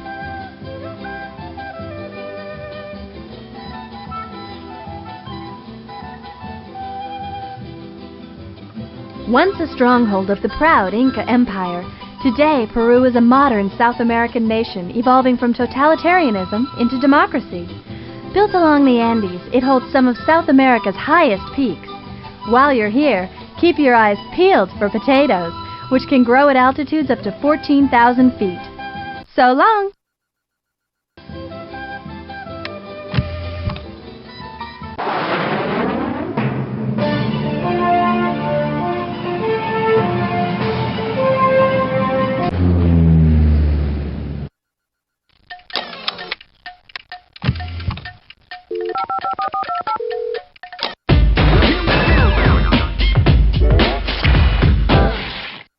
There, ready to fill up with facts on the Philippines?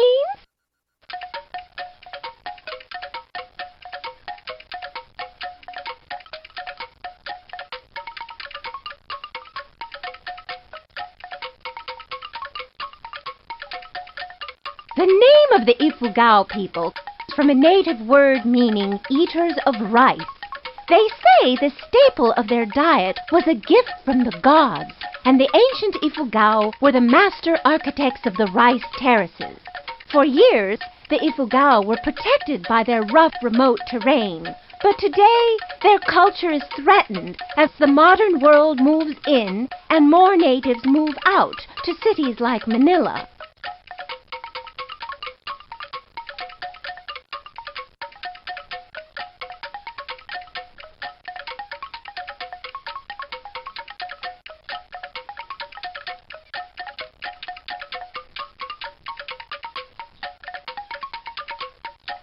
Nestled at the bottom of a beautifully sculpted circle of terraces, Batad Village is an authentic traditional Ifugao town. It does, however, contain a Catholic church, since Spanish missionaries introduced their religion to the Philippines 400 years ago.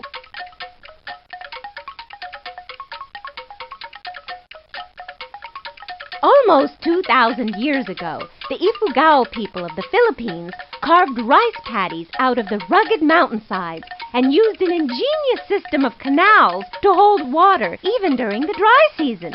The rice terraces are located in the mountains north of Manila, and some of them reach heights of 4,000 feet. So long!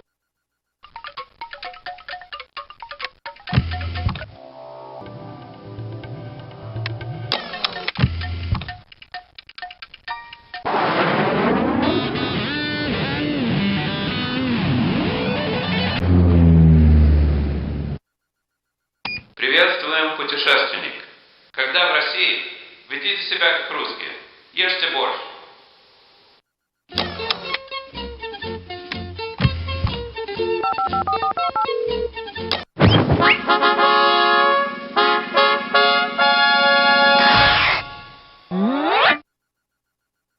Welcome to Moscow's Red Square, where political change is in the air. Moscow's Kremlin looms over most of Red Square. What's a Kremlin? A huge walled fortress. It includes dozens of individual buildings, palaces, churches, guard towers, museums and gardens. It was the home of the Tsars, and after the Communist Revolution in 1917, the seat of the Soviet government. Here's the Kremlin's newest addition, the Lenin Mausoleum. Vladimir Lenin led the Russian Revolution back in 1917. He always said he wanted to be buried in a simple grave, but obviously that didn't happen.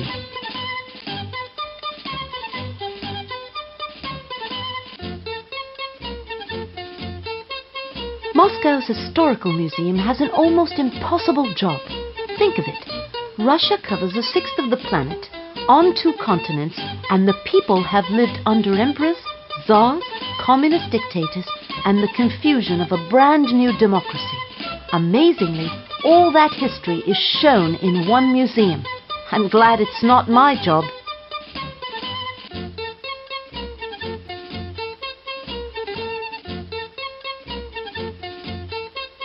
Across from the Kremlin stands GUM, Moscow's mega department store. Since communism ended, GUM has become a mall with lots of stores selling lots of different goods. Unfortunately, most of it is too expensive for the average Russian.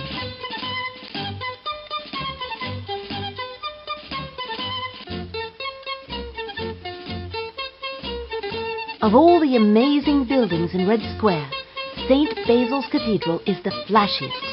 Tsar Ivan the Terrible built it around 600 years ago. Since then, one poet compared it to an armored porcupine. Another called it an irregular fruit. When people ask me, I say one thing: wow! Goodbye!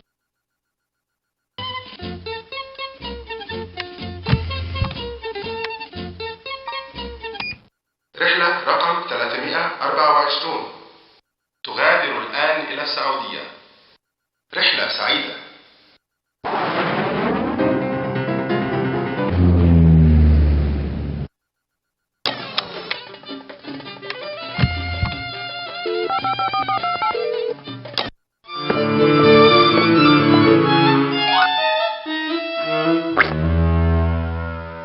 Hello there! Let's take a jaunt around Jeddah. Saudi Arabia is a fairly new country in a very old place.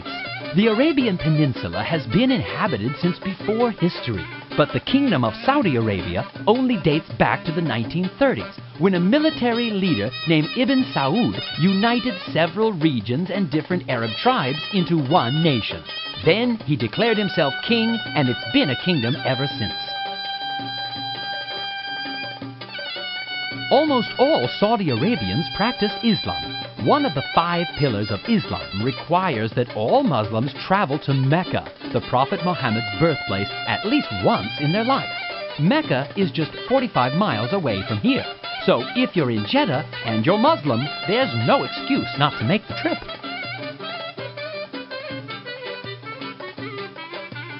When you're studying Saudi Arabia, there's one element you can't ignore: oil.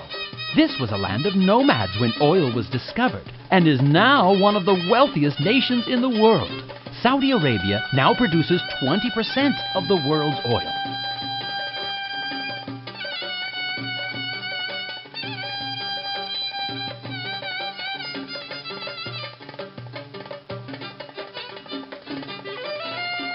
If you're used to American government, then you'll find Saudi Arabia very different indeed.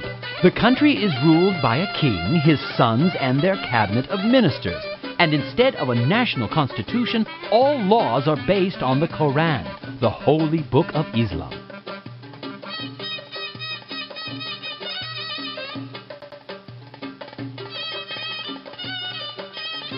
Jeddah is one of Saudi Arabia's wealthiest and most populous cities. And that's mostly because of another city close by, Mecca. Virtually all Muslims travel to Mecca at some point in their lives, and to get there, they have to pass through the port of Jeddah. Goodbye.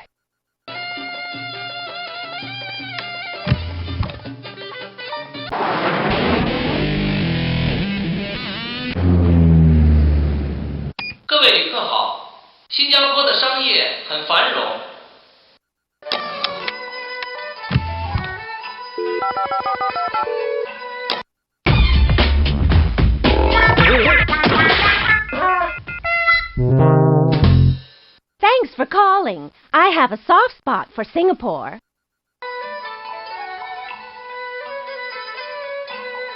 When the Singapore Tourist Board was looking for a symbol that would describe their country's unique qualities, they created the merlion, a creature that is half lion and half fish. A statue of this strange creature guards the mouth of the Singapore River.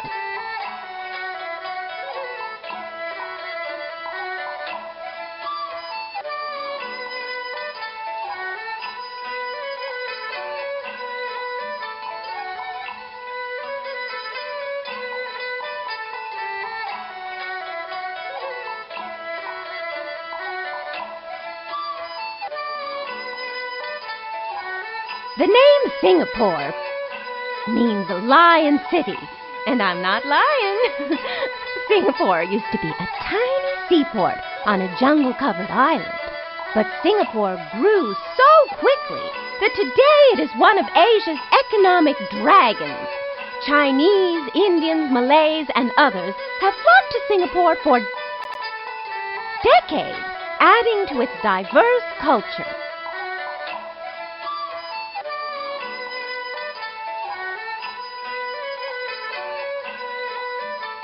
Built in 1939, the impressive Supreme Court building was the last classical structure to be completed in Singapore. Next door, City Hall was the scene of the Japanese surrender at the end of World War II.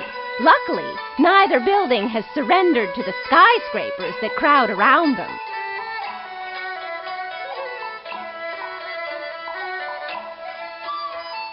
This vast green lawn in the heart of Singapore is appropriately named, since Padang is a Malay word for field. Sports clubs like the Singapore Cricket Club use the field for soccer, rugby, tennis, and of course cricket. The Padang is also a popular place to gather and gossip, which is why one end of the field earned the name Scandal Point. Most rivers have two banks, but on the edge of the Singapore River, there are over 150 banks. Need a loan? In the heart of Singapore's business district are skyscrapers containing the offices of oil, insurance, and financial companies, making Singapore one of the most important business centers in Asia. So long!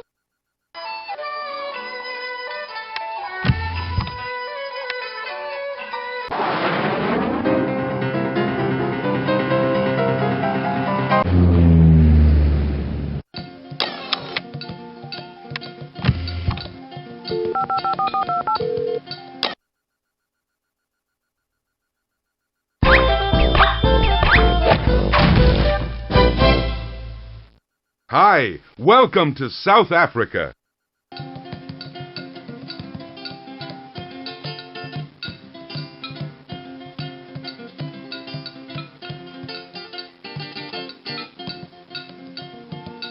This is Cape Town, one of South Africa's 3 capitals. People have fished and farmed by this gorgeous mountainous side for 10,000 years. But about 200 years ago, Europeans came in search of what was under the land and sea: diamonds, gold, and oil.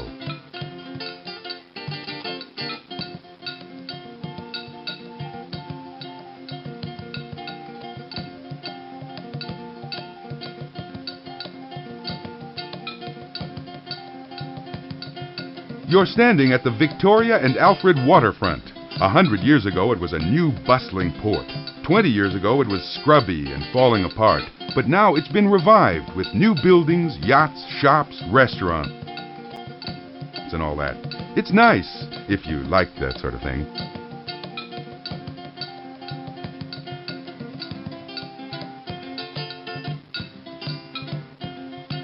Cape Town is a big city, dwarfed by a huge flat-topped mountain, Table Mountain. The mountaintop is flat because it was an ocean floor long ago, but earthquakes have slowly pushed it up out of the sea. In the mountain's side, you can still see layers and layers of lovely ocean sediment. Goodbye!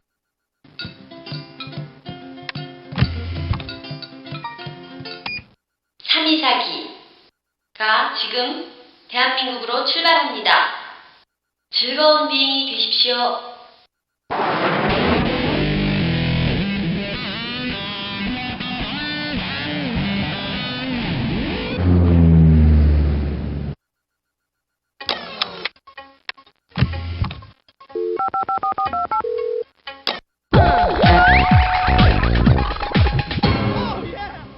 It just dawned on me that I can tell you a lot about Korea, the land of the morning calm.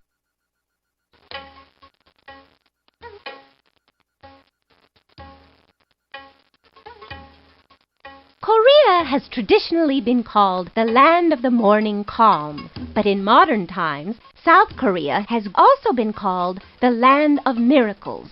This Asian state has grown from a small, war-torn country to a powerful economic nation.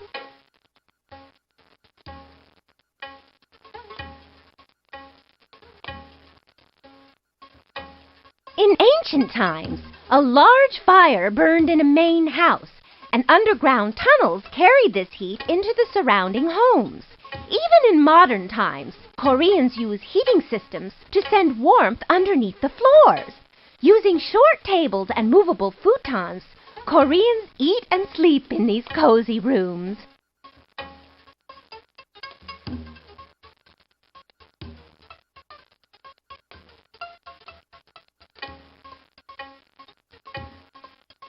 In 1910, Korea became a Japanese colony. The country gained independence in 1945, only to be divided into the Communist North and the Democratic South. These countries have been hostile ever since.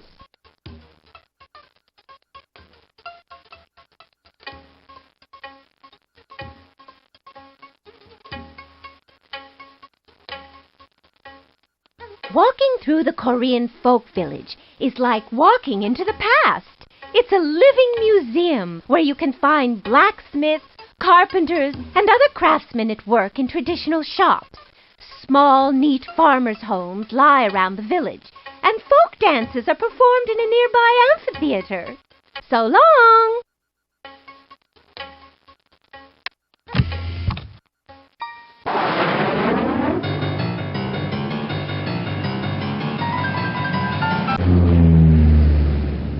Buenos días. El vuelo 916 está llegando a España.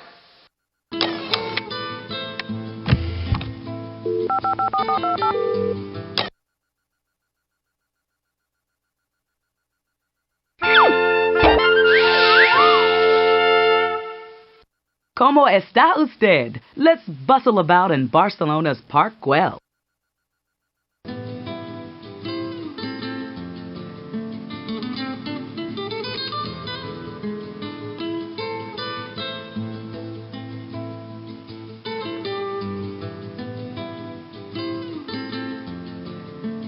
Antonio Gaudí was born in 1852 and became an architect, a man after my own heart. He experimented with unique, fantastical designs and is famous for mosaics like these, made of multicolored tile scraps and broken china plates.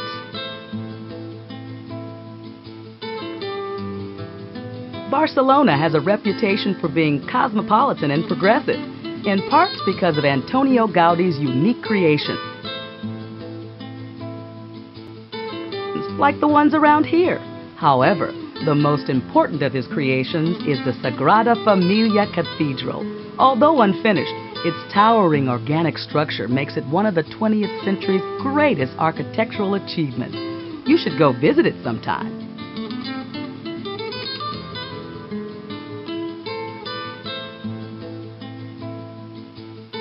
Antonio Gaudí used natural forms that fit the surrounding landscape. He designed Park Güell to fit into the hill on which it was built. Notice how the columns look like tree trunks and fountains are shaped like dragons.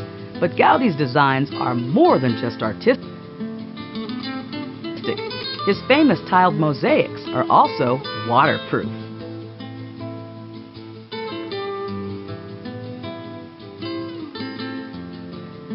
When a wealthy patron asked Antonio Gaudí to create a suburban garden village, the architect created this amazing community known as Park Güell. Although the park was a financial failure, it has become a monument to Gaudí's artistic genius. Bye!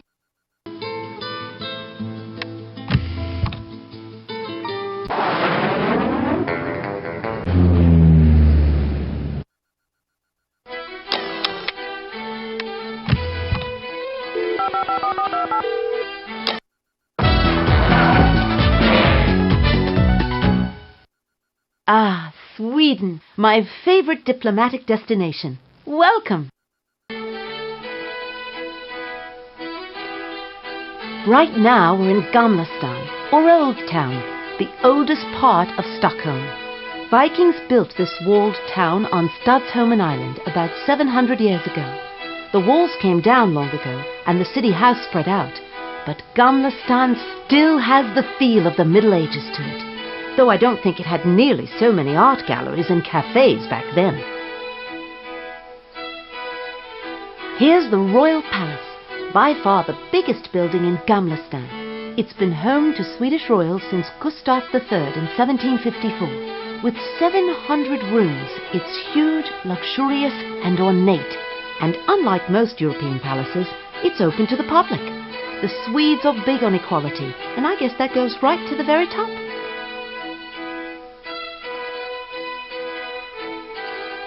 Sweden is famous for all the things I think are important.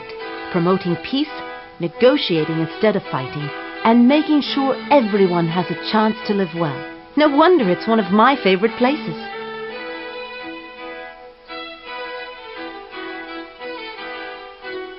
When I'm in Stockholm, here's where I stay. The Grand Hotel. It's more than 100 years old, and nothing else is nearly as elegant. Since the Royal Palace is right across the water, the view is positively regal. If your stay were a little longer, I'd book you a room.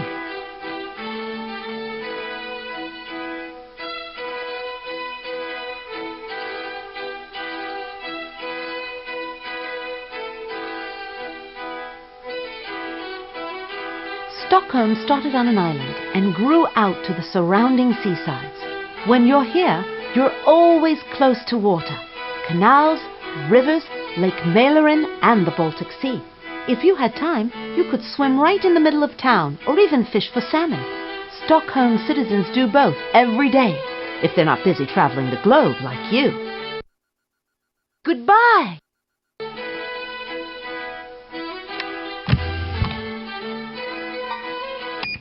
Ndege 415 sasa yaondoka Tanzania.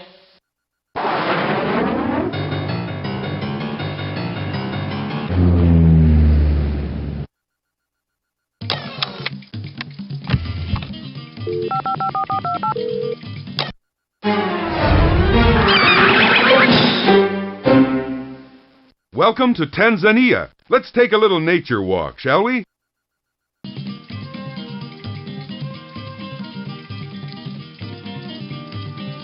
People have lived in Tanzania since long before anyone called it Tanzania. In fact, my old pal Louis Leakey found fossilized human teeth here that were about 2 million years old.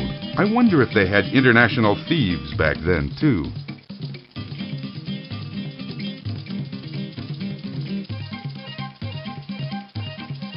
If you want to see wildlife, this is your spot. Serengeti National Park. The world's biggest herds of gazelle and wildebeest wander these plains, along with zebras, lions, hippos, giraffes, hyenas, elephants, you name it. You'll definitely want to clean your shoes after this assignment.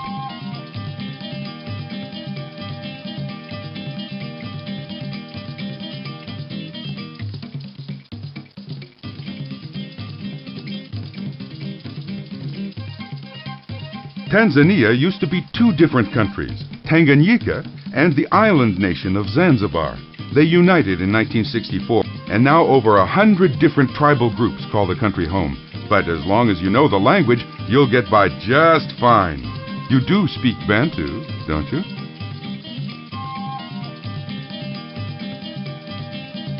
That snow-capped mountain in the mist is Kilimanjaro, Africa's highest peak, or peaks I should say, since Kilimanjaro has two different summits, Kibo and Mwenzi. That 19,000-foot hill is actually a volcano, but don't worry, it's been extinct for years. Goodbye!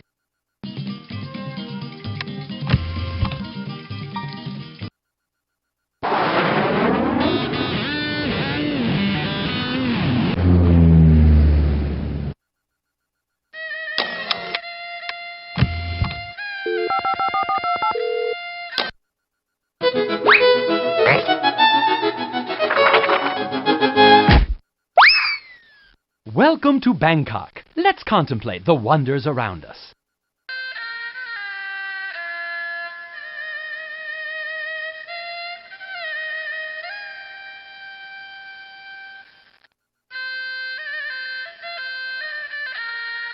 This entire building complex is the Grand Palace, home of Thai kings since Rama I in 1780.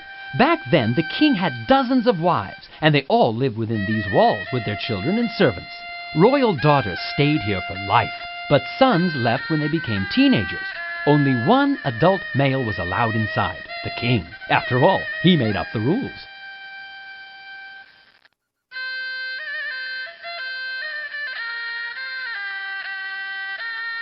You're looking at Thailand's holiest shrine, the Temple of the Emerald Buddha.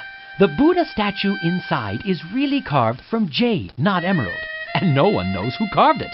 Back in the 15th century, lightning struck a tiny pagoda in northern Thailand, cracking it open and revealing the 2-foot-tall sculpture. Now it sits atop a huge gilded throne, presiding over elaborate religious ceremonies all year long.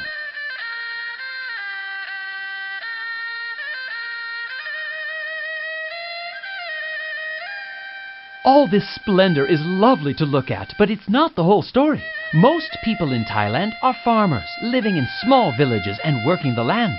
Their country is land of the free, and for good reason. It's the only nation in Southeast Asia that's never been ruled by a foreign power. Thailand's people have practiced Buddhism for more than 1,000 years, but before that the people were mostly Hindu. You'll find Hindu symbols and statues in many Buddhist temples, especially here in the palace complex. Fascinating thing about Thai Buddhism, it didn't try to replace the religion that came before. Goodbye.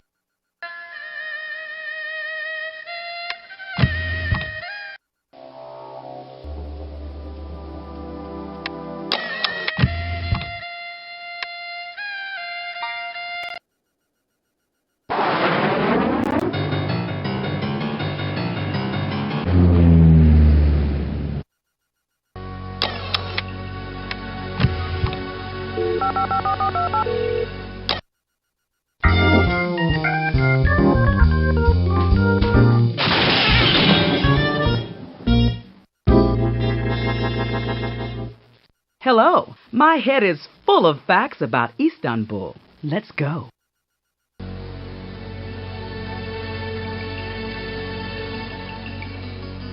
The Faith Mehmet Bridge is the link that joins two continents. The bridge was built in 1988 and spans the Bosporus Strait to link the two halves of Istanbul, the only city that lies in two continents, Europe and Asia.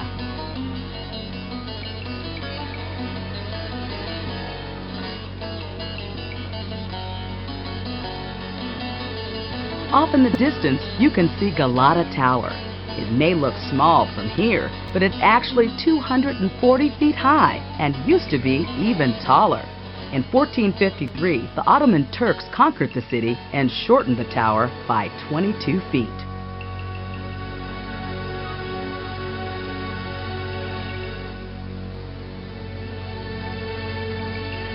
These two minarets rising above a huge domed roof mark the site of the new mosque.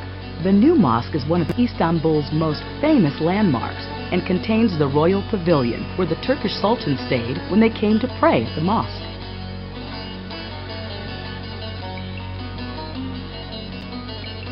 This great city was originally known as Constantinople, named after Constantine the Great, the Roman emperor who founded the city in 324 AD. Constantinople was the capital of the Byzantine Empire and flourished for nearly 1,000 years until it became the focus of fierce battles between Christian and Muslim armies. Finally, the Ottoman Turks captured the city for good in 1453 and renamed it Istanbul. Off in the distance, you can see one of the architectural marvels of the world, the Blue Mosque, the only mosque in the world with 6 minarets. A minaret is a tower from which a Muslim crier summons the faithful to prayer. The Hagia Sophia is the most magnificent example of Byzantine architecture ever constructed. Originally, the building was the Christian church of the Byzantine Empire, but when the Ottoman Turks conquered Istanbul, the building was used as a mosque. Today, the Hagia Sophia serves as a museum. This collection of elegant structures is the palace of the Ottoman sultans, who ruled Turkey from the 15th to the 19th century. The nomadic origins of the Ottoman warriors are reflected in the palace's design, which includes many unconnected buildings. Bye!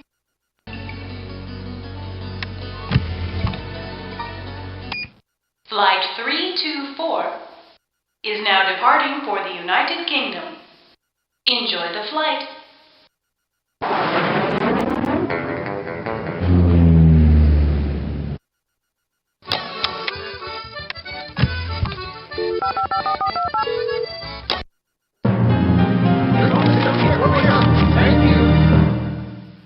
Welcome to London, capital of the UK. Come along for the royal tour. Look for clues around this clock tower, the biggest timepiece in Britain. Most people call the tower Big Ben, but that's a mistake. Big Ben is a bell inside the tower that chimes every hour. If you're still searching for clues when it rings, you're probably running late. Oddly enough, this beautiful English city was founded by Roman invaders in 43 AD. They built a walled city, made it their capital, and after they left, it stayed that way. Through hundreds of kings, queens, fires, wars, good times, and bad, the city grew. Now it's one of the biggest, richest cities on the planet.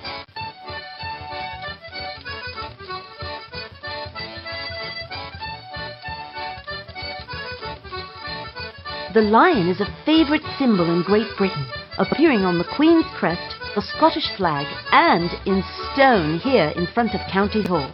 This fellow may have seen your suspect, but it's no use asking. He's keeping a very stiff upper lip. Behind the lion is County Hall, 7 stories high, half a block long, and empty. Former Prime Minister Thatcher dissolved the local government 10 years ago, so its headquarters have been deserted ever since.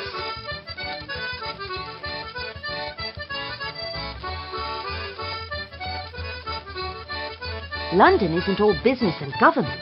Entertainment reigns supreme here too, especially live theatre. From splashy musicals to the immortal classics, no city in the world offers more to see on stage. After all, this is where Shakespeare first produced all his plays. He knew a good audience when he saw one.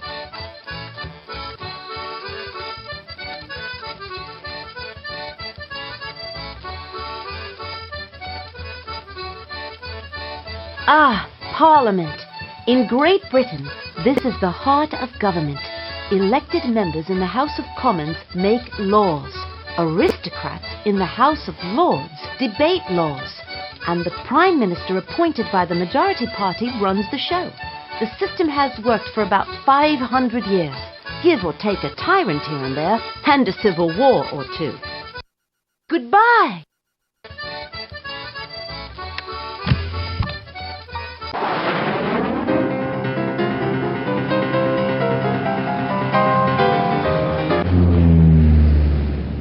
Good afternoon. Flight 9 6 is now arriving in the United States.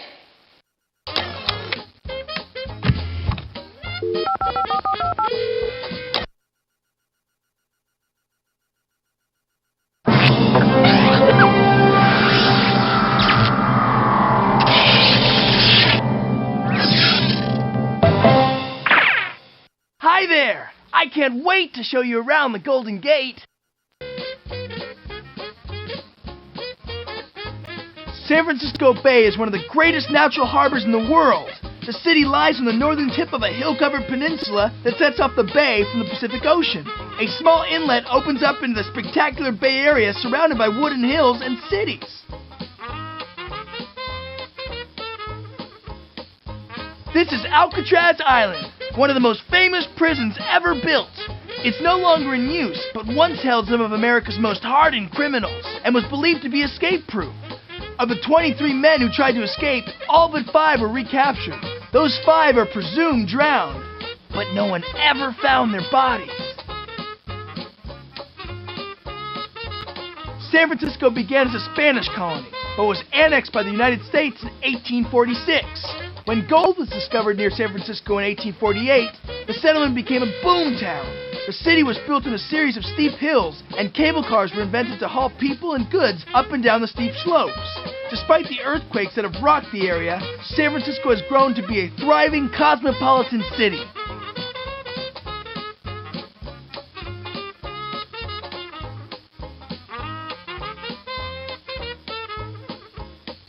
This area is known as the Presidio. In 1775, Spanish explorers established this military compound along the bay shore and built a 13-foot adobe wall to protect against raids. Some of the Presidio's original buildings remain today.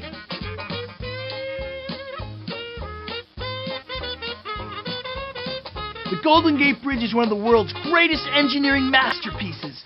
Designed by Joseph Strauss and built in 1937, the bridge is made of 10,000 tons of steel, 80,000 miles of cable, and is supported by 2 towers that are 746 feet tall. The Golden Gate Bridge has a clear span of over half a mile and is a symbol of the country's expansive, pioneering spirit. So long!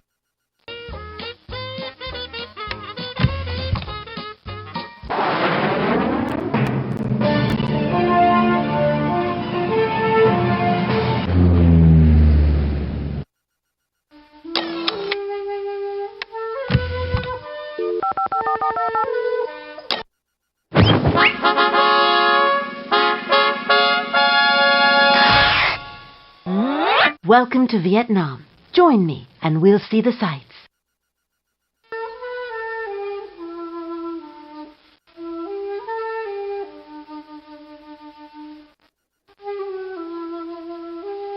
The Vietnamese people have fought their fights for independence against other countries and even among themselves over how they should be governed. But that's history. When you visit today, people are friendly, open, and ready to help. They also have great cuisine, mountainous rainforests, and hundreds of miles of beautiful beaches. You might just be tempted to stay a while.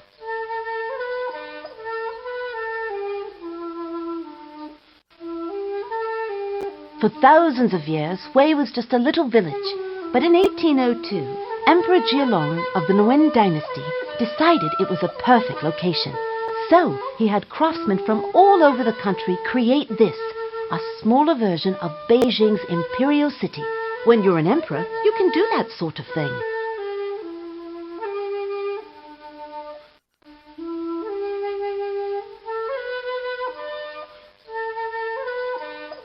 Emperor Bao Dai had this mausoleum built for the remains of his father, Emperor Kai Din. Inside, it's truly amazing. Huge glass tile mosaics on the floor, and a big mural of a dragon in the clouds, painted on the ceiling by artists using their feet. Now that's one way to keep paint out from under your fingernails.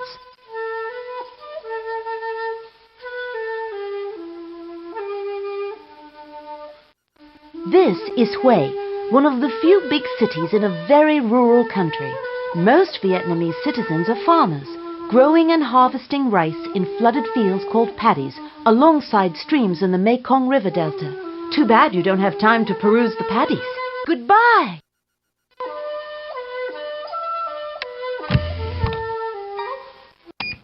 Vol 707.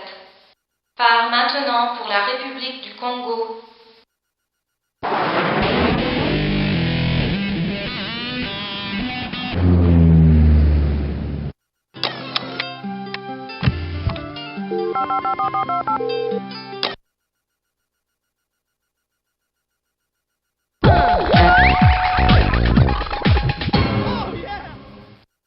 Hi, lend me your ear and I'll tell you about Zaire.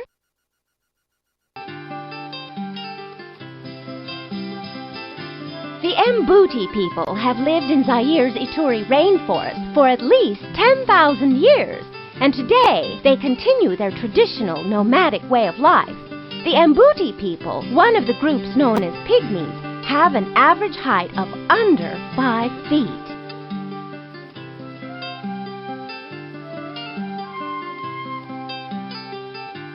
When the Mbuti arrive at a new site in the forest, the women take on the task of hut building. Weaving large leaves across a framework of sticks, the hut takes only a few hours to complete. I guess you can say they really deserve to be called homemakers.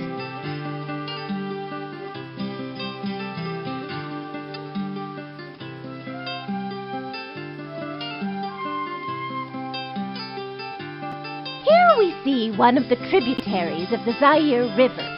The Zaire River, once known as the Congo, sweeps through the dense rainforest in a huge arc on its way to the Atlantic Ocean. Its waters are teeming with fish, hippopotamus, and even crocodiles. People use the Zaire as a watery highway, transporting supplies up and down the river.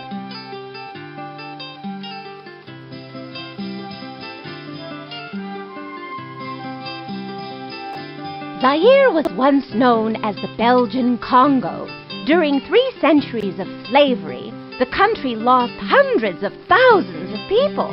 The country gained independence from Belgium in 1960, and 5 years later it adopted the name Zaire, a variation of the local word for river.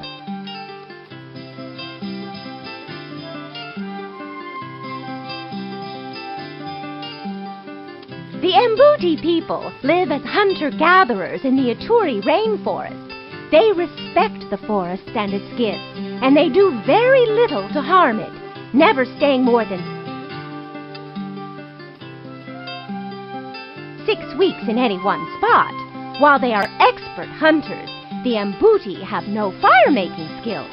They carry hot coals from camp to camp, creating a lineage of fire that reaches back thousands of years. I suppose that makes each valuable coal an ember of the family. So long!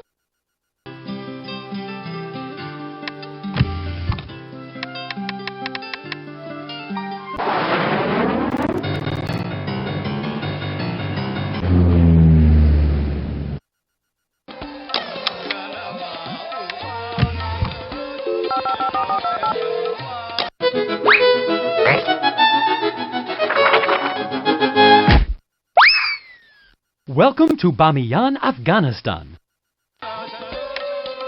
Goodbye.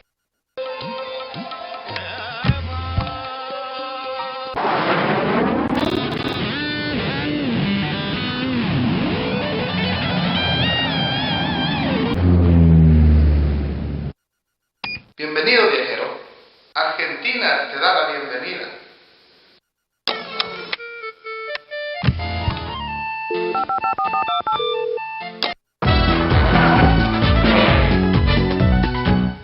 Bienvenidos. Let me show you around Buenos Aires. It's quite a capital. Goodbye.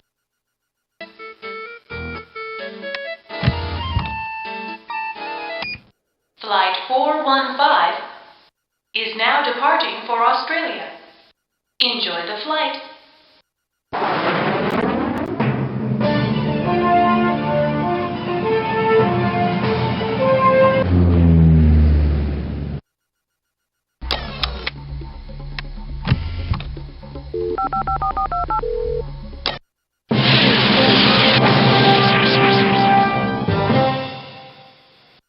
Hey, mate, let me introduce you to Sydney, Australia. So long!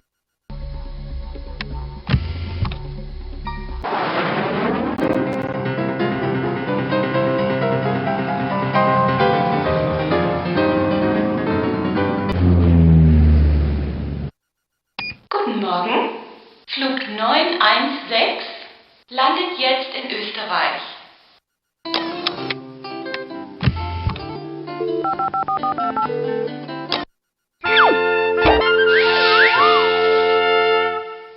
Hey there. Any tour guide worth her salt knows about Salzburg. Let me show you around. Bye.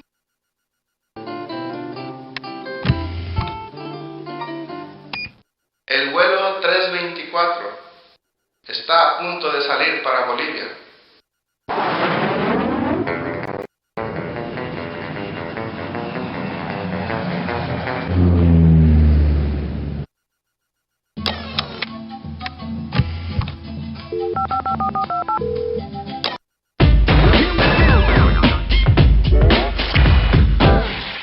Hola! Let's see what's up in Bolivia.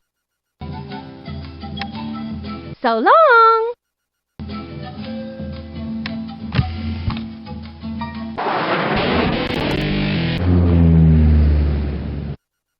Saudações, viajante. Curta as lindas praias do Brasil.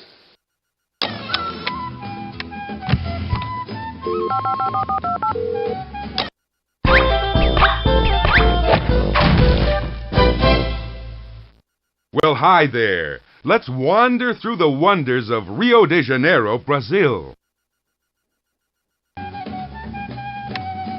Goodbye.